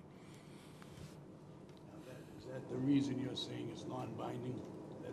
No, Article 2 is non-binding. It is. It's not just for this issue. In other words, it's a request for town officials to take certain actions. The request was put in. We took the action that he requested. Whether it was within 30 days or not, I don't know, because we had to have the fire chief do a multi-page report. We had to line up officials and so on and so forth. But in a timely manner, we did fulfill our obligation to fulfill the vote of this group last year. Under Article 1 and 2, there are whatever the instructions that anybody here in this body gives to any committee, it's non-binding. It's the same as if you go to a regular water board or planning board meeting, and there is the citizens' point where you can ask a question. That's similar to what this Article 1 and 2 is. And last year, I was not here, so I did not moderate this, but it's like Mr. Comley says, you can watch it, look up at the date, find it on your computer, and you can watch that meeting. And they are, Articles 1 and 2 are non-binding. That's just the way the law is written. Okay? Okay. All right. Are there any other questions regarding the second? I got a question. Okay, go right ahead. What the heck good is Article 2 if the selectmen just select whether they think it's binding or not? Especially when the whole town asks for it. You know, Well, it doesn't could make be any any, sense. it doesn't have to be the Board of Selectmen. You could go before, like I just says, the planning board, or go to the water board, or go to the light board. Give them, stand up here and give them instructions. Madam Moderator, I've said it a couple of times now. It's not binding, but this board fulfilled our obligation. We took the vote that was passed last year. We held the meetings. We called state officials up here. We wrote letters. We had the fire chief do a report. I don't know what else you expect other than the fact that our conclusions don't reach the same conclusion as you. I'm sorry that we don't, but that's the way it is. And we've certainly fulfilled our obligation to Article 2, as well as the taxpayers of this town and the town meeting members. And I think we're just, at this Yes, point, you can. wasting our time. Yeah. I was in Murphy, North Carolina with my sister, okay? And I wasn't feeling good, and I wound up in the ICU for 5 days, all right? But you wouldn't let me say that, why I wasn't there. That's not right. That's not right.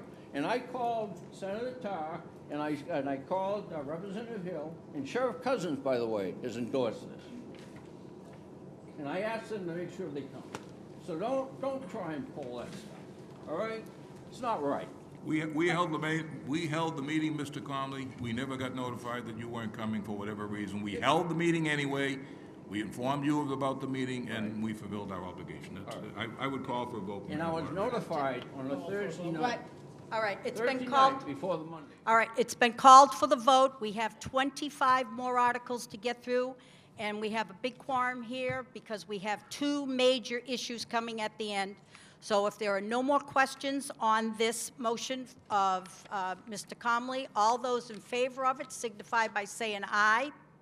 All those opposed signify by saying no. No. Sorry, both of them failed. I got one more comment if I can. No. No, they have spoken. Move the And I question. have spoken. I'm sorry, I've given you more time than I really should have, and I'm being very honest with you. I don't want to look like the bad guy, but I am going to be the bad guy now. You've had your say. All righty? Okay. Regular town meeting. We are now at Article 3.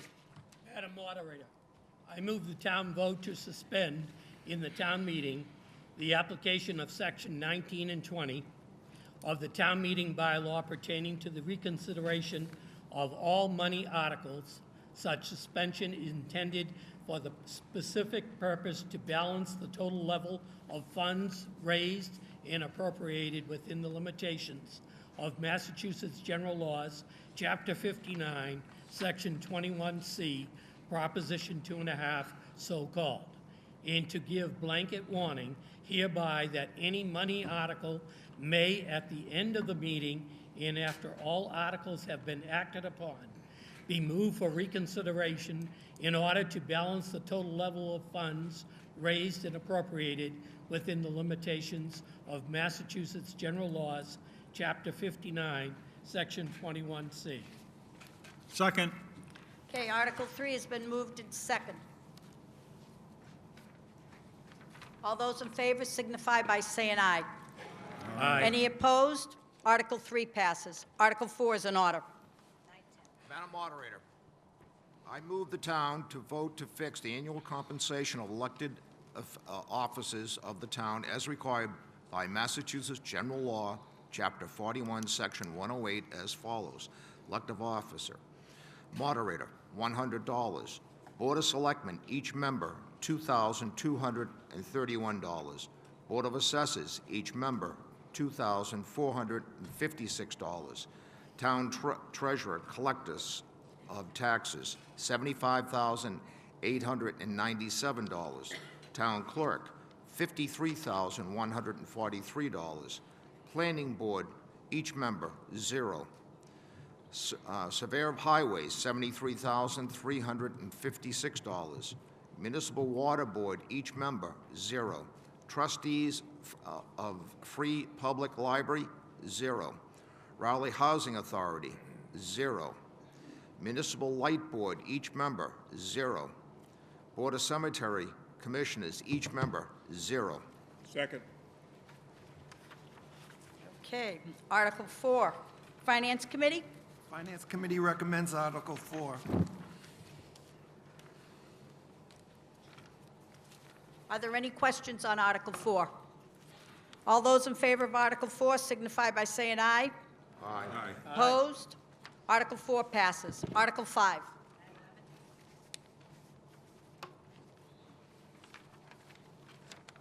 Who's doing it?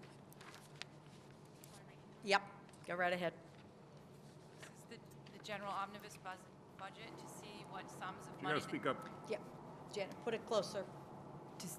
The general omnibus budget to see what sums of money the town will vote to raise and appropriate or transfer and appropriate from available funds, including overlay and free cash, to defray the expenses of the town for the forthcoming fiscal year, including bonds, notes, interest, or to take any other action relative thereto.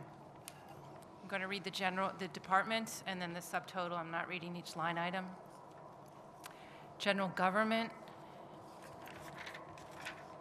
requested for 2017. Janet, could I just, if anybody wants to hold on a certain line, when they get to, like right now, she's doing general government, put a hold, tell me what line, then we will come back after they read all of the general budget for the town. All right, I'm sorry. Go ahead, I'm sorry. Okay, so general government, $1,220,511. Public safety, $2,161,744. Schools, $9,743,408. Public works, $618,278. Health and Human Services, $327,343. Recreation Historic, $321,661. Debt, $535,265. Insurance, $1,631,401, for a grand total of $16,559,611. Who seconded? Who seconded? Second.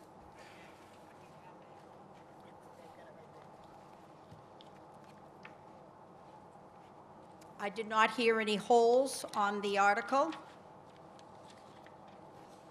Are there any questions? Okay, yes. Henry, you have to come up to, please. If you have a specific line, you should have yelled hold, but go ahead. It's item 113, public health nurse stipend. Where is the job description of the public health nurse? That's with the Personnel Board, am I right? Where would the job descriptions be, gentlemen? Yeah, Chairman of the Personnel Board, the town personnel officer maintains all the job descriptions for every town position. Okay? All right. Under Article 5, General Omnibus Budget. All those in favor signify by saying aye. Aye. Any opposed? Article 5 passes. Article 6.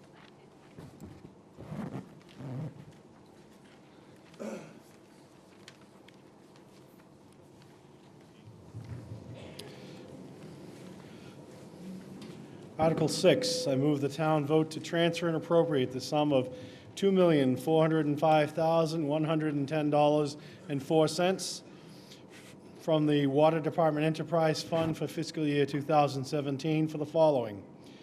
The descriptions are wages and salaries, $591,269 and 56 cents. Expenses, $913,800. New treatment plant expenses, 0. Other, $50,000.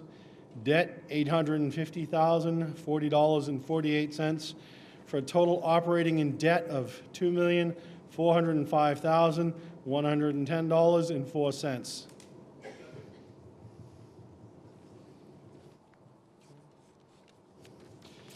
Just a little explanation to everyone. Do you have a second on that? Yeah, Mark seconded it. Oh, sorry. It's okay. I just got a note I'm going to read Okay. from. Just some explanation.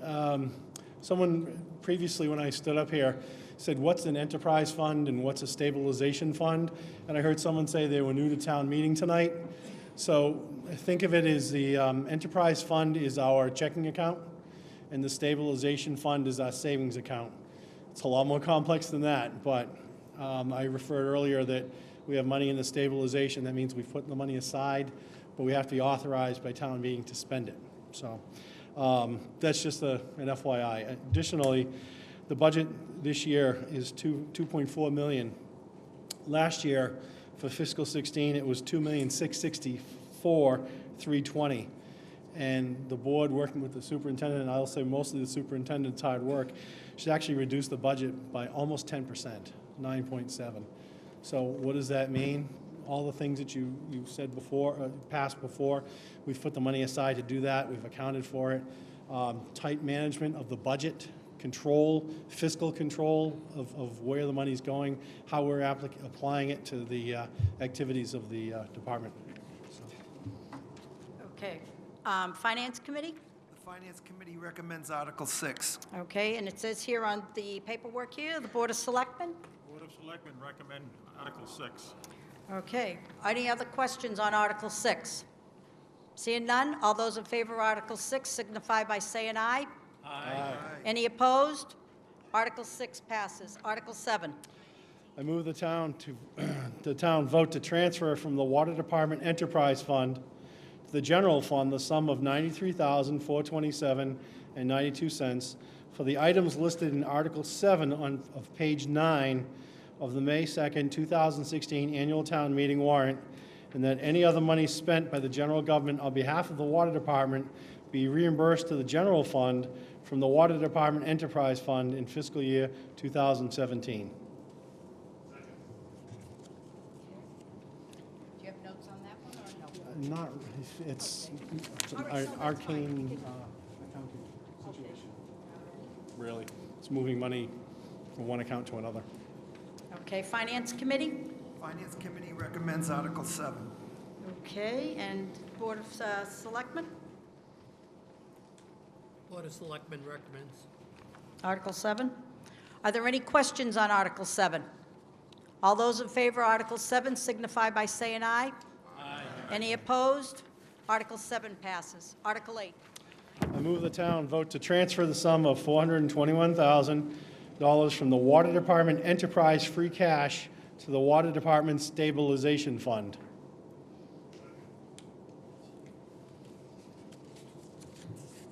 Finance Committee. Finance Committee recommends Article 8.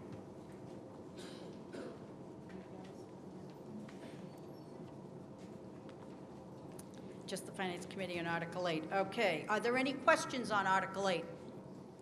All those in favor of Article 8 signify by saying aye. Aye. Aye. Any opposed? Article 8 passes. Article 9's in order. I move the town to vote to transfer and appropriate the sum of $21,000 from the Water Department Stabilization Fund to be used for the replacement of the Paul filtration system at the water treatment plant. Again, this is money that we've put aside to buy the filters for the water treatment plant. And instead of buying them and letting them sit and deteriorate by doing a bulk purchase, we structured the money to do it every year. We have to come to town meeting to spend our money, but this way we get fresh filters, ones that haven't been sitting there for 5 years. It's a more effective way to run the plant. Finance Committee on this article? The Finance Committee recommends Article 9. there any questions on Article 9? All those in favor on Article 9 signify by saying aye. Aye. Any opposed? Article 9 passes. Article 10, To move the town vote to transfer and appropriate the sum of $42,000 from the Water Department Stabilization Fund for upgrading the access road to the water treatment plant. Explanation on this is, last year at town meeting, the water board asked for hundreds of thousands of dollars to widen and put in I think Mr. Petrillo called it a superhighway down to the water treatment plant. He's in a butter. The problem is that the road, we've repaired it twice. We've spent money to grade it and fix it. And what we want to do now is just make it safe for the trucks that are transporting the chemicals down to the treatment plant. There's roots. It needs to be just straightened out a little bit and some trimming done and some tree stumps and growth in the road removed so that we can just grade it and it'll be passable safely. John, can I have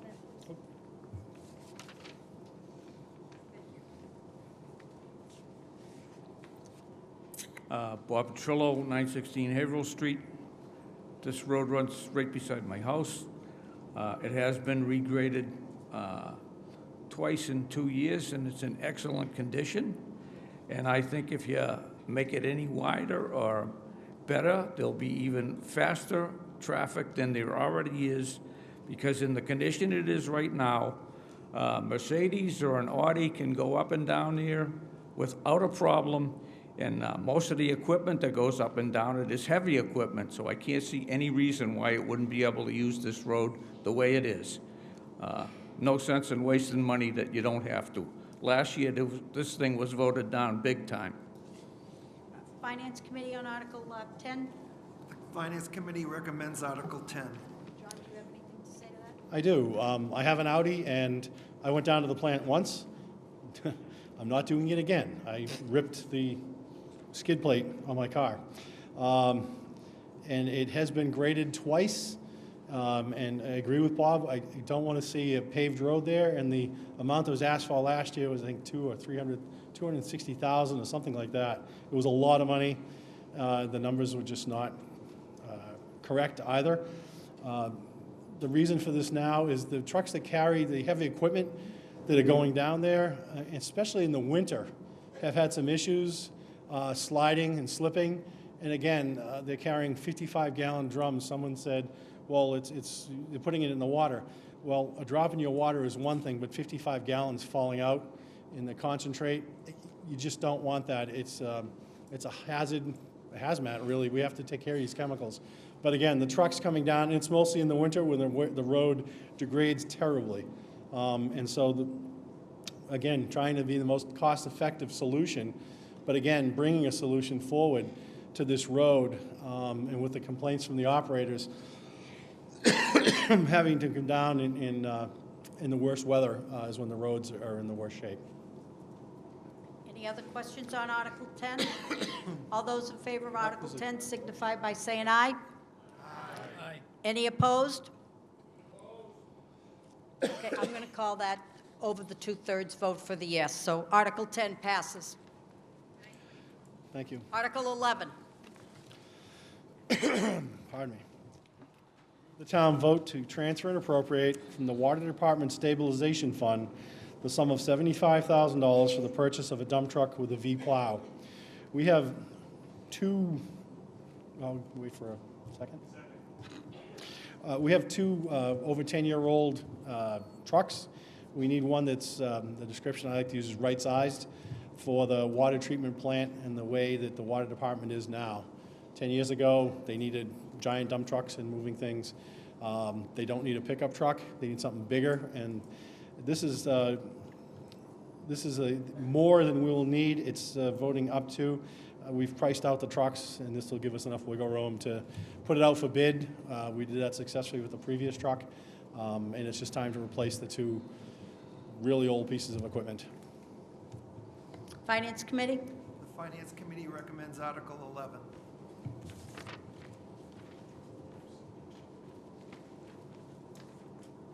Are there any questions on Article 11? Seeing none, all those in favor of Article 11 signify by saying aye. Aye. Any opposed?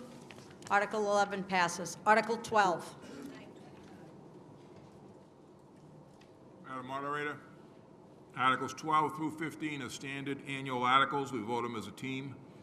I move the town vote to authorize the following accounts and their uses as printed in Articles 12 through 15 on page 11 in the May 2nd, 2016 annual town meeting warrant. Article 12, Municipal Light Board, Municipal Lighting Plant Annual Appropriation. Article 13, Harbor Master, Municipal Waterways Maintenance and Improvement Fund. Article 14, Cemetery Commissioners Perpetual Care Trust Interest Account. Article 15, Board of Assessors Recertification Fund. Second.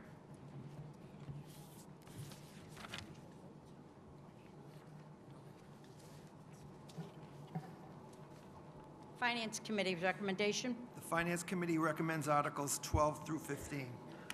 Okay, are there any questions on this? This is Article 12 through 15. Seeing none, all those in favor signify by saying aye. Aye. Any opposed? Articles 12 through 15 passes. Article 16 is in order. Madam Moderator, I move the town vote pursuant to provisions of Massachusetts General Laws, Chapter 44, Section 53-E12, to authorize the following revolving funds and their uses for fiscal year 2017. Council on Aging, $5,000. Board of Health, $20,000.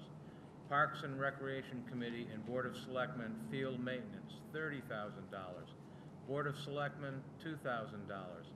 Highway Department, $12,000. Shellfish Department, $6,000. Zoning Board of Appeals and Board of Appeals, $4,000. Board of Cemetery Commissioners, $20,000. Library, $1,000. Agricultural, library is $2,500.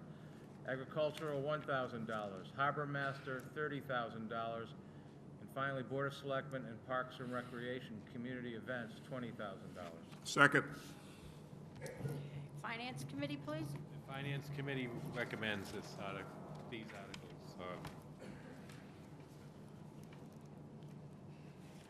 Are there any questions on these accounts? Seeing none, all those in favor of Article 16 signify by saying aye. Aye. Any opposed? Article 16 passes. Article 17. Madam Moderator, I move the town vote to transfer and appropriate the sum of $63,439 from the Massachusetts Water Pollution Abatement Trust Septic Betterment Loan Program to pay the debt service on the town's loan from the Massachusetts Water Pollution Abatement Trust. Second. Finance Committee. The Finance Committee recommends this article. Are there any questions on Article 17? Seeing none, all those in favor of Article 17 signify by saying aye. Aye. Any opposed? Article 17 passes. Article 18 is in order.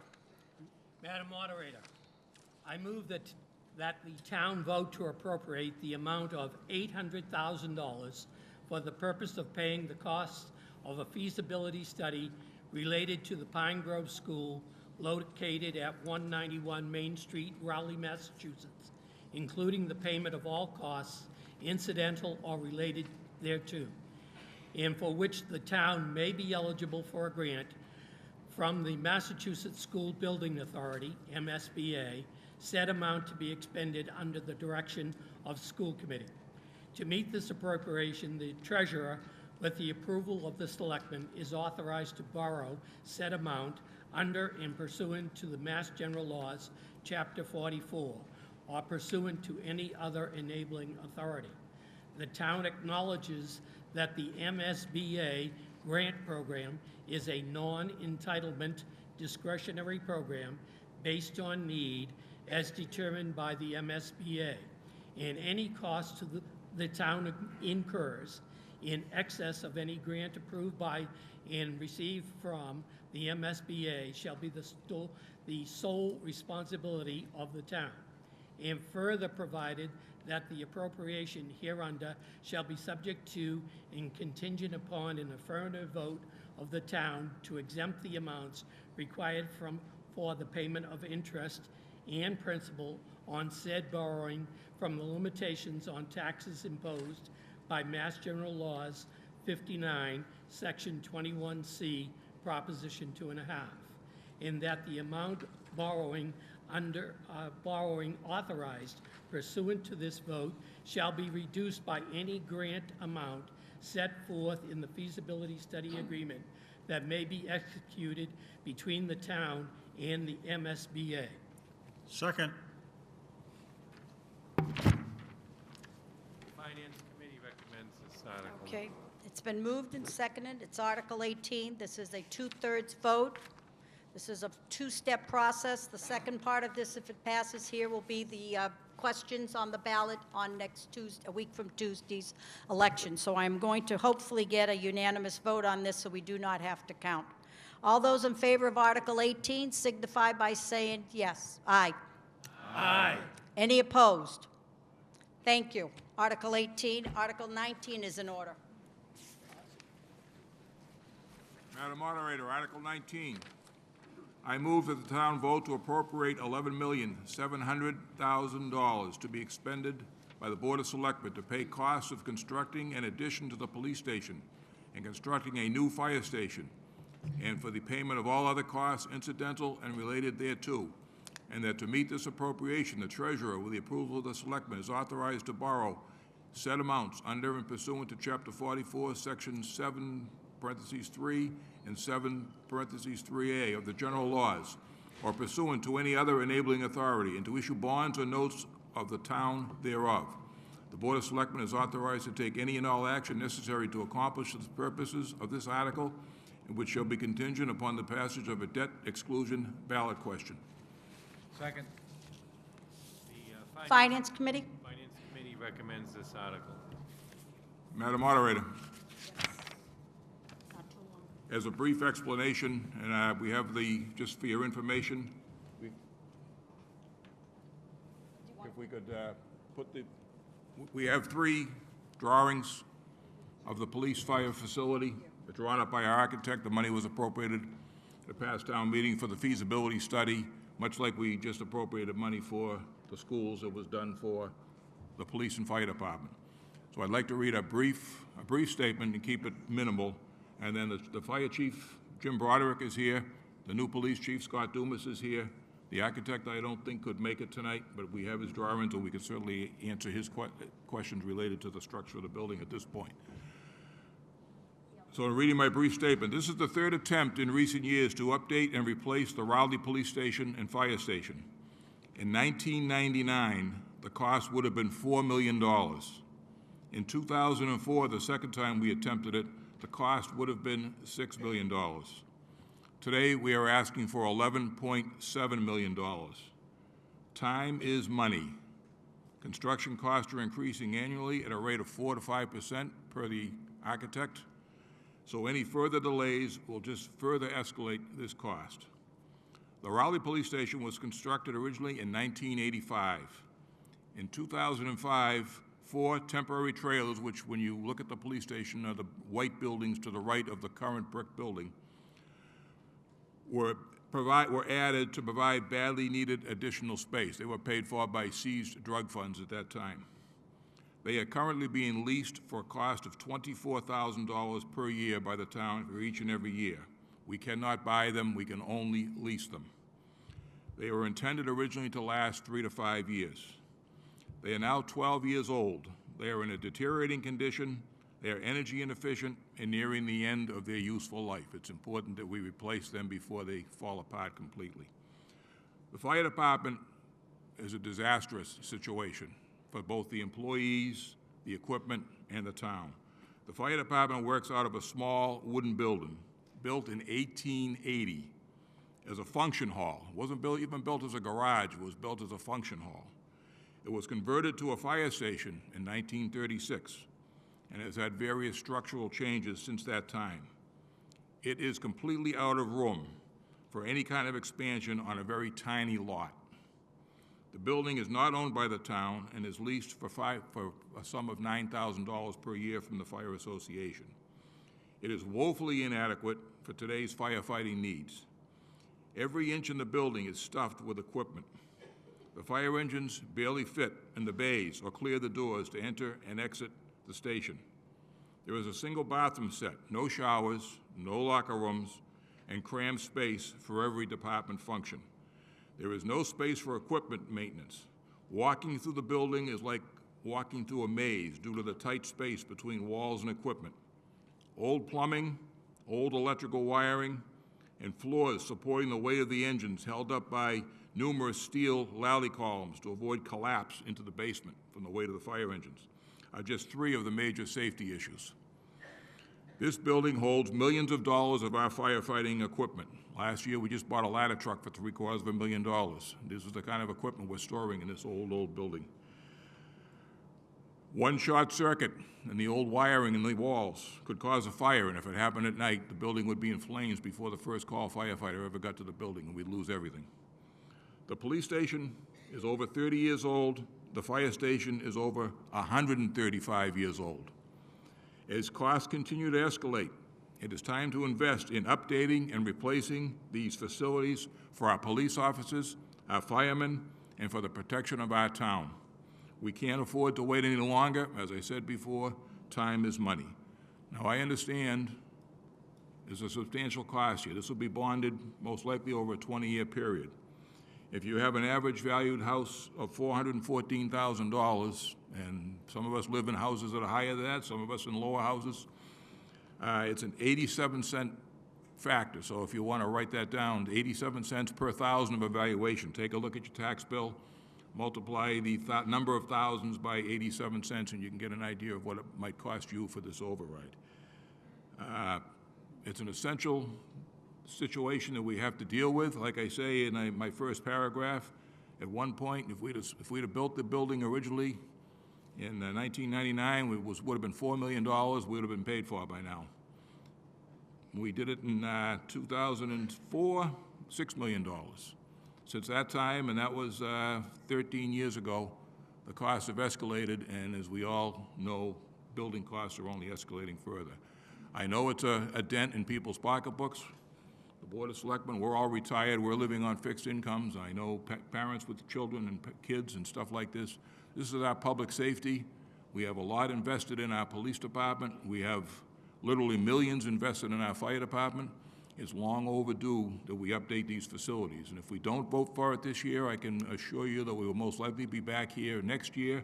And instead of looking for $11.7 million, we're probably going to be looking for some between 12 and 13 million. So I just implore you to, I hope that many of you or all of you had a chance to look at the videos we've had posted on the town website of the police department and particularly the fire department, which really showed the problems we have there. And that building absolutely needs to be replaced. It's a disaster. It's only a matter of time before we have a serious situation develop in that building. So I ask that you support this, and as an override ballot question next week at the annual election, we ask you for your support for this.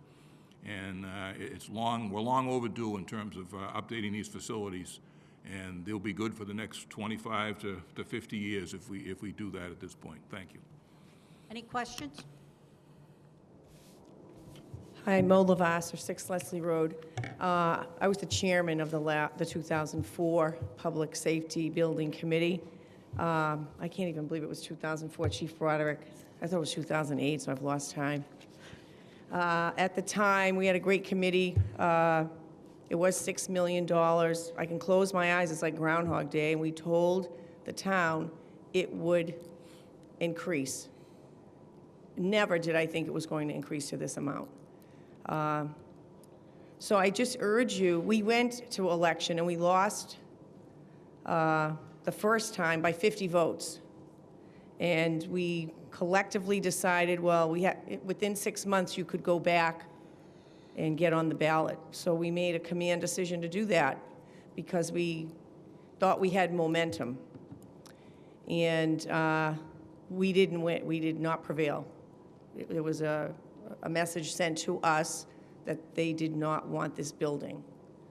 So in light of what's happened with the water treatment building at $12 million.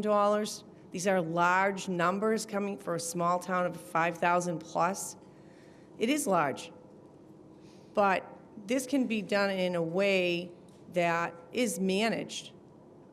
The $6 million building was managed, and it was a big number back then. So now it's 12 years later. I just can't believe it's 12 years. And I urge you to at least let this get out of this meeting and onto the ballot so people can vote for it that maybe want to say, geez, I should have voted for this 12 years ago because we would have been almost paid for the building. It's going to be on the same site, the same place. Like I said, I could close my eyes and with tears, really, because it's double now. You don't want this. This is going up no matter what. You need a public safety building. We're purchasing equipment, huge fire apparatus with no place to put it. And that's the way most fire and police agencies are going, a combined facility. It makes sense. The land is there.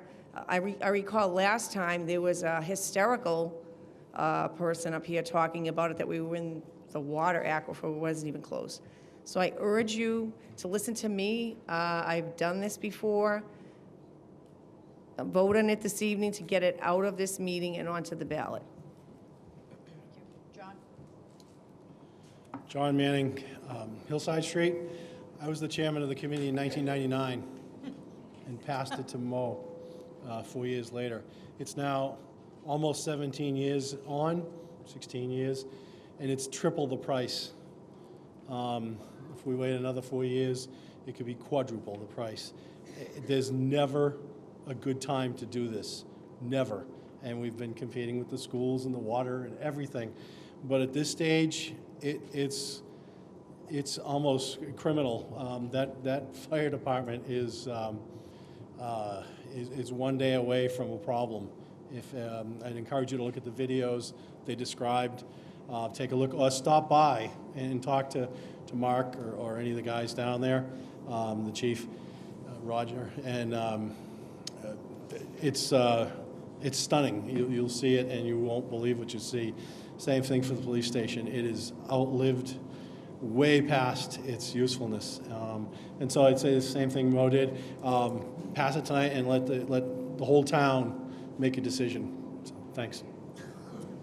Anybody else? Excuse me, Madam. Yes. I've gone out and I've ridden with the fire department, I've ridden with the police department. We have some very dedicated men and women who work for us. They are really terrific. They live in a building that you just cannot believe. If you haven't been there, you should go down and take a look at it. The fire department, it's like a maze to get to the engines, especially with the ladder truck has to go all the way back in the center bay where it is, on the left bay, to the wall. In order to get to the other two engines, you have to go around the front. And then, speaking of the police station, we call it the Pizza Hut. And it's, one morning I got a phone call from Chief Barker, who was telling me that the trailers were collapsing because of a snowstorm. You just cannot believe the conditions that these firefighters and the policemen live in. Just think if we had back in '99 and 2002 done this, and this would be all paid for. We would have got low interest rates, and as Selectman Peterson said, the cost goes up 4% a year. We'll be looking at, if we kick this down the road in 10, 15 years, we'll double this price easily. So I ask you, please, think about this. This is all our safety. Anybody else?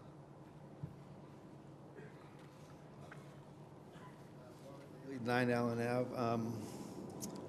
I'm just wondering, is this the result of many compilations of design attempts? Because I'm concerned with the cost per square foot. Would you? And if Mr. Peterson, you're on that, you've worked with the architect. Do you want to, Yeah, okay, listen to the rest of this question. But the question I have is Can you if- talk you got to turn around so they can hear you, Oh, too. I'm sorry. If we had two levels, you know, one level being the main functional portion, the second level being maybe the training rooms, and maybe even part of the attic being storage of records, you know, information, not like that. That way, it would decrease the footprint. I know the water treatment plant was 8 million, and then with the concrete, I guess that's at an all-time high. So we can cut down on costs, go multi-level, and get the cost per square foot of occupied space down. I don't know if that's been... Yeah, I can try and answer your question. Number one, when you look at the police station, we are totally reusing the current building. In other words, it doesn't look like it when you look at the plan, but when we're using all that space, so we're not tearing down or replacing it, we're putting an addition beside it. One reason why we don't put a second floor on it is you run into all kinds of issues with handicapped access, which means you'd have to put elevators in both buildings. Elevator maintenance is extremely expensive, very high, and it's expensive to build. We have the space to make it one level. That's why we've done that. Just efficiency-wise, it just the current police station has a basement under it, so that could be reused. It has actually that part of the building. Both buildings will have attic space available for extra storage or future use. So that we're not going to put a basement underneath the fire engine bay because we don't want to run into those structural problems. And one of the reasons why we've got two separate buildings here saves us a lot of money in construction costs, because this way here, if you look at the pictures, if you all picture the current police station site out there, the new addition to the police station will be to the left of the current building. That allows the police department to maintain use of its current facilities until the new building is complete. At that point, that they can move one day, move everything from one building to the next. The fire station will be constructed at the same time, which saves setup costs, surveys, ground, dealing with the excavations and all those kinds of costs can all be done at once in a combined facility. It'll be bid out as one package. The fire department can be constructed on the vacant part of that lot at the same time that the police station is going on, so that if the guys are putting the foundation in one, they can be putting carpentry work in the other, so that they could all be coordinated to expedite the process. In addition to that, the access, in the end, the access will be where the current white police building is, so that that'll be where the public access is, so that when those buildings are opened up, there'll be access in between. And it's just, as the architect told us, by using the current building, 100% of the current building, it's certainly cheaper than going out and tearing that building down and starting all new construction. So that by doing the two buildings, it allows us to build both at the same time, not lose any time in either building. And that's the most efficient way to do it. And if you look at the style of those buildings, I mean, I know in the past there was people looked at the police and said, wow, what a building that is. Well, this is a low-key building, one story. It'll be a cement clapboard type construction that'll fit nicely in the neighborhood out there. It'll be a compliment to the town. It's not a Taj Mahal. The facilities inside are basically what we need, with room for some expansion in the next 20, 25 years. And the architect has done a fantastic job of putting this program together. And like I say, I don't know how you can argue against it, other than the price tag is steep, and we all realize that. But we have to look at this is an investment in our town, especially you people with young families. You got kids, you got a school system you can be proud of. We need public facilities for our police and fire departments that are usable. And in the years to come, with various issues and public safety issues and weather issues and all these kinds of things, it's time that we update these facilities to give us what we need for public safety. We were adamant that this was not going to be a monument to the architect. This was going to be utility. This was going to be used for police and fire. This is no monument, and I think I speak for you. We are a lean and mean town. I've always said that about us. We're frugal, and we spend a dollar when we need to spend a dollar. And I think we need to spend a dollar here. Come forward. Thank you. My name's Brad Pitcher. I live at 56 Leslie Road. I've been in the town for 5 years, and I love this town. It's amazing. My wife and I are so happy here. We have 2 little girls. My oldest, Annabelle, is going to be coming here next year. And what drew us here was the fact that the commuter rail runs up here. I go into Boston every day. I actually work in municipal finance, so I might be buying some of those bonds for the town. To be honest with you, I bought most of the loan last year, or 2 years ago, whenever it came. This town is growing. There's a lot of people in my bracket that are coming in here. I've met so many wonderful young families, people that are near and dear to us. The police and the fire do an amazing job. The people of this town are great. It has a small town feel. I love the town common, the farmers market, the youth sports, everything about this town I really love. I grew up in Beverly. I never saw myself coming here. When we bought our house 5 years ago, I couldn't believe the value that this town had to offer. What a dollar bought you out here. We've put a ton of money into my house. We want to stay here forever. My heart is pounding 1,000,000 miles a minute when I come down to the town meeting and we're talking about the school and how much that's going to go up, and the police and the fire, and I know they have to be done. But I'll be honest with all of you and the selectmen sitting behind me, I'm nervous. My taxes have doubled in 5 years. They've gone from $4,800 to, I think, on the back of the envelope from the numbers that I'm hearing thrown at me tonight, I think I'm going to be close to $8,000. That number scares the crap out of me. I don't know if I can keep my house, to be honest with you, and I don't want to leave. So I don't know if there's any possibility to do this in stages or do it with a fundraiser, a town fundraiser or something, because there's so many young families that are really adding a lot to this town, and we don't want to leave. So I totally understand it has to be done. The infrastructure is so important, the roads, the water, everything. But my heart's pounding a little bit because all of a sudden I'm paying taxes like they pay in Topsfield or they pay in Boxford. And Raleigh was always a small town feel where you could get a lot for your money and everything was reasonable. So we're in a conundrum here, folks. I wish the solution was easy, but it's going to be painful. And I hope we don't have to leave. But thank you all to the town of Raleigh. It's a great place. So hopefully we can figure this out somehow. Thank you. Dave?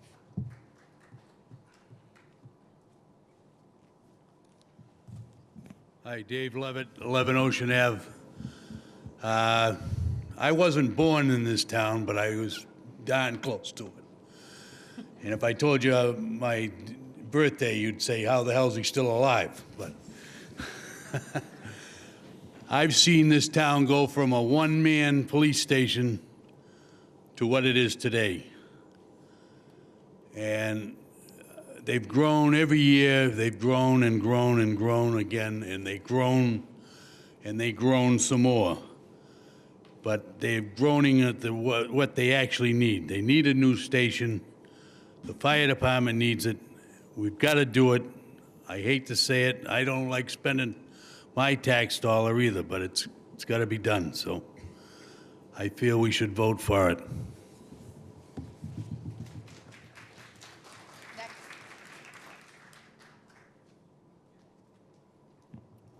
James and Lockhart, 815 Haverhill Street. I'm here to endorse the building of a new public safety center. Professional firefighter myself. I don't think you can put a price tag on a quick response time. That's something that hasn't been spoken about here tonight. Talking about figures in a building, I can appreciate that. The fact of the matter is you have an aging firehouse on one end of town off of 1A that it can't respond over to my house on the other end of Haverhill Street in 4 minutes to fight a room and contents fire or put a defib on one of my parents that goes down in cardiac arrest. So I'd ask everyone here to try to get away from the dollar amount for a minute, think about the human factor, and you really can't put a price tag on that. So I hope for everyone's sake in this room, we get that public safety center.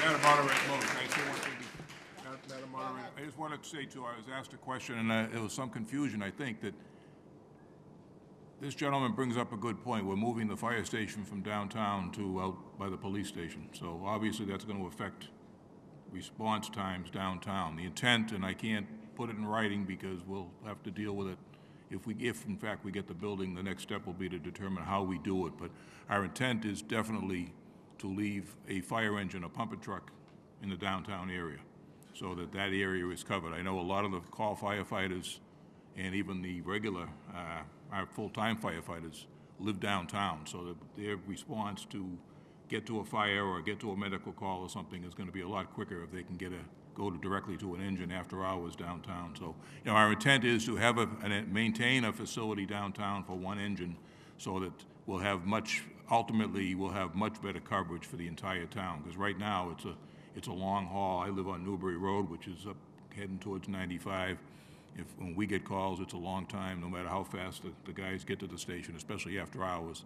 It's a long time. So our goal here is not only to improve the facilities and have adequate facilities for these departments, but also to give a much better fire coverage and medical response coverage to the citizens on both sides of the town if we construct this new station. We're neighbors. I don't know where my neighbor went at 56 Leslie Road, but I'm at 6, and I've been there 24 years almost. And I think I heard you saying your taxes going up. Obviously, everybody's taxes are going up. But I would urge younger people, I've been on boards in town since I kind of arrived here years ago and done the gamut, and you should get more involved in town to see why are the taxes going up and what can be done. There are other ways in a small town to accomplish that. You have to get involved in this town. It can't be just one night a year. There's so many committees on this town that need your help. And you want people to still come into town. Maybe they don't want to come here anymore because the taxes are so high, and because the only school is on the verge of needing so much repair, and we don't have a public safety facility, combined or not. So get involved. Find out from Deb Egan in town, how do I educate myself about what is going on in this town so it can be the best place to live. If you're living here, you should do something for the town. And so that's just what I'm taking from what my neighbor said about the taxes going up. Madam Moderator, just to one earlier point also that was made about, raising funds or having fundraisers or whatever. Believe me, raising funds on a volunteer basis is almost an impossible project. Last year when the Triton wanted to build, a few years, 2 or 3 years ago, Triton wanted to build a new stadium up there.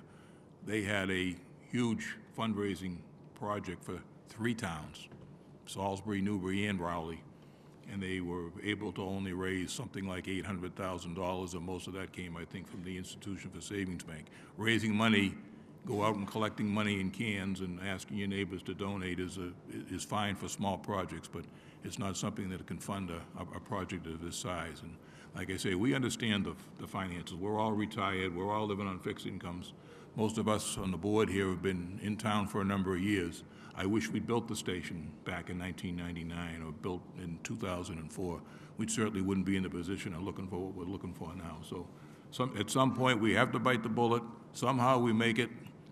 If you got a $400,000 house, and I hate to say this because everybody kind of laughs at it, but at $360, that's $1 a day. That's a half of a Dunkin' Donuts coffee.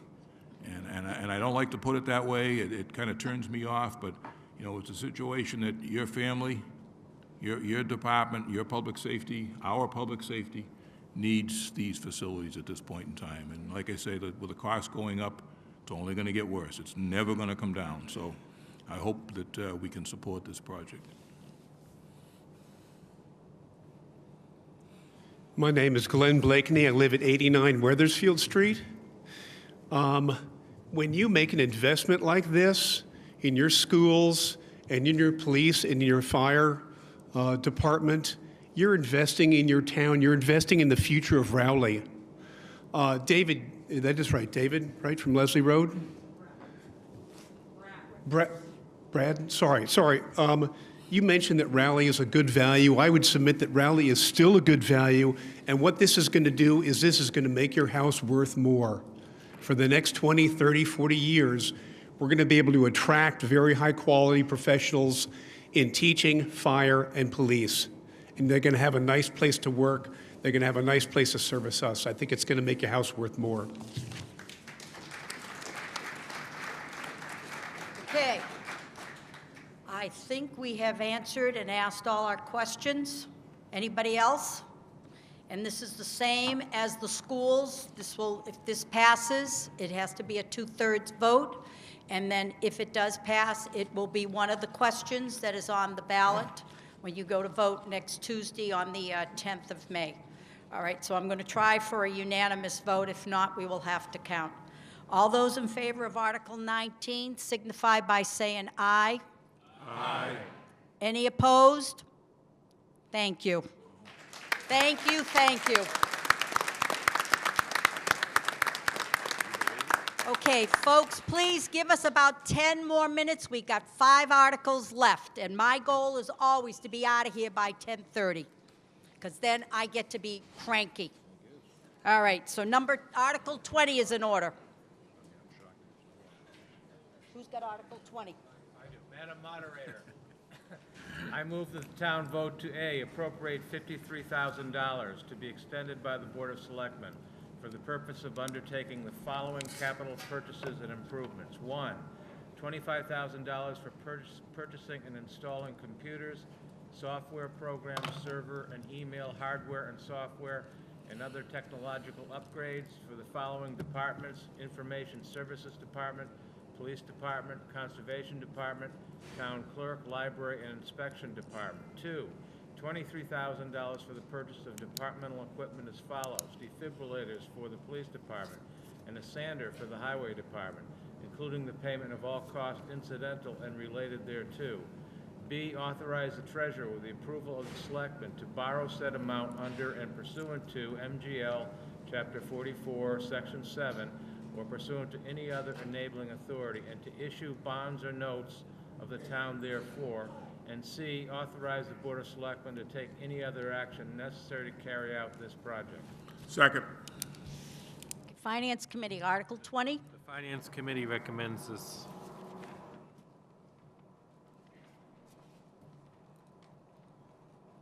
Are there any questions on Article 20? All those in favor of Article 20 signify by saying aye. Aye. Any opposed?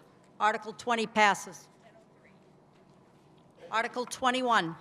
Madam Moderator, I move the town vote to appropriate or reserve from the Community Preservation Fund fiscal year 2017 annual revenues the amounts recommended by the Community Preservation Committee for committee administrative expenses, debt service, community preservation projects, and other expenses, with each item to be considered a separate appropriation as follows.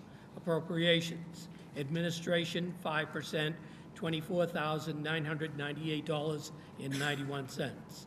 Debt service for Bradstreet Farm land acquisition, $204,206.30. Debt service for Dodge Reservation, $125,325.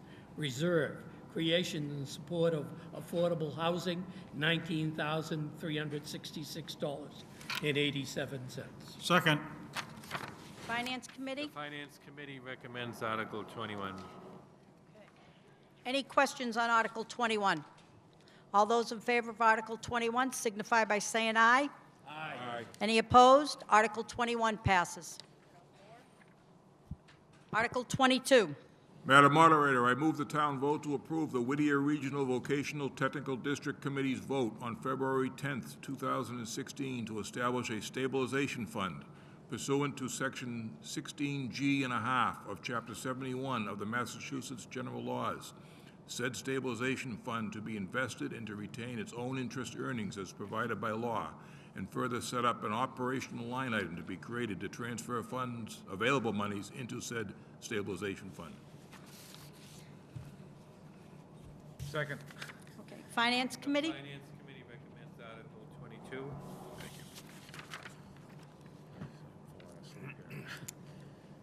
Almost done, really. Any questions on Article 22? All those in favor of Article 22 signify by saying aye. Aye. Any opposed? Article 22 passes. Article 23 is in order. Madam Moderator, I move the town to vote to raise and appropriate the sum of $100,000 to the other post-employment benefits trust fund. This is for future health care costs. Right. Second. Retirement. Finance Committee? Finance Committee recommends Article 23. There we go. Okay. Are there any questions on Article 23? All those in favor of Article 23 signify by saying aye. Aye. Any opposed? Article 24, it passes. Article 24 is in order. Madam Moderator, I move the town vote to raise and appropriate the sum of $50,000 to the stabilization fund. Second. Finance Committee on Article 24. Finance Committee recommends Article 24. Any questions on Article 24? All those in favor of Article 24 signify by saying aye. Aye. Any opposed? Article 24 passes. Article 25 is in order. Madam Moderator, I move to meet in St. Mary's Church, rear, Route 1A, in Rowley, on Tuesday, May 10th, 2016, at 12 noon, to act on the items listed under Article 25 on page 16 of the annual town meeting warrant. Second. Okay. That is Article 25.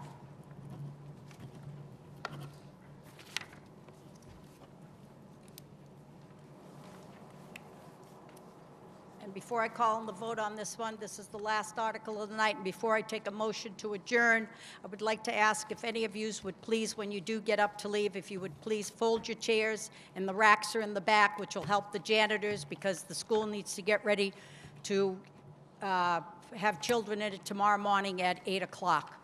So,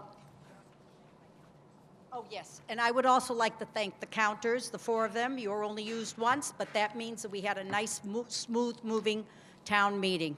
Okay, now under Article 25, all those in favor signify by saying aye. Aye. Any opposed?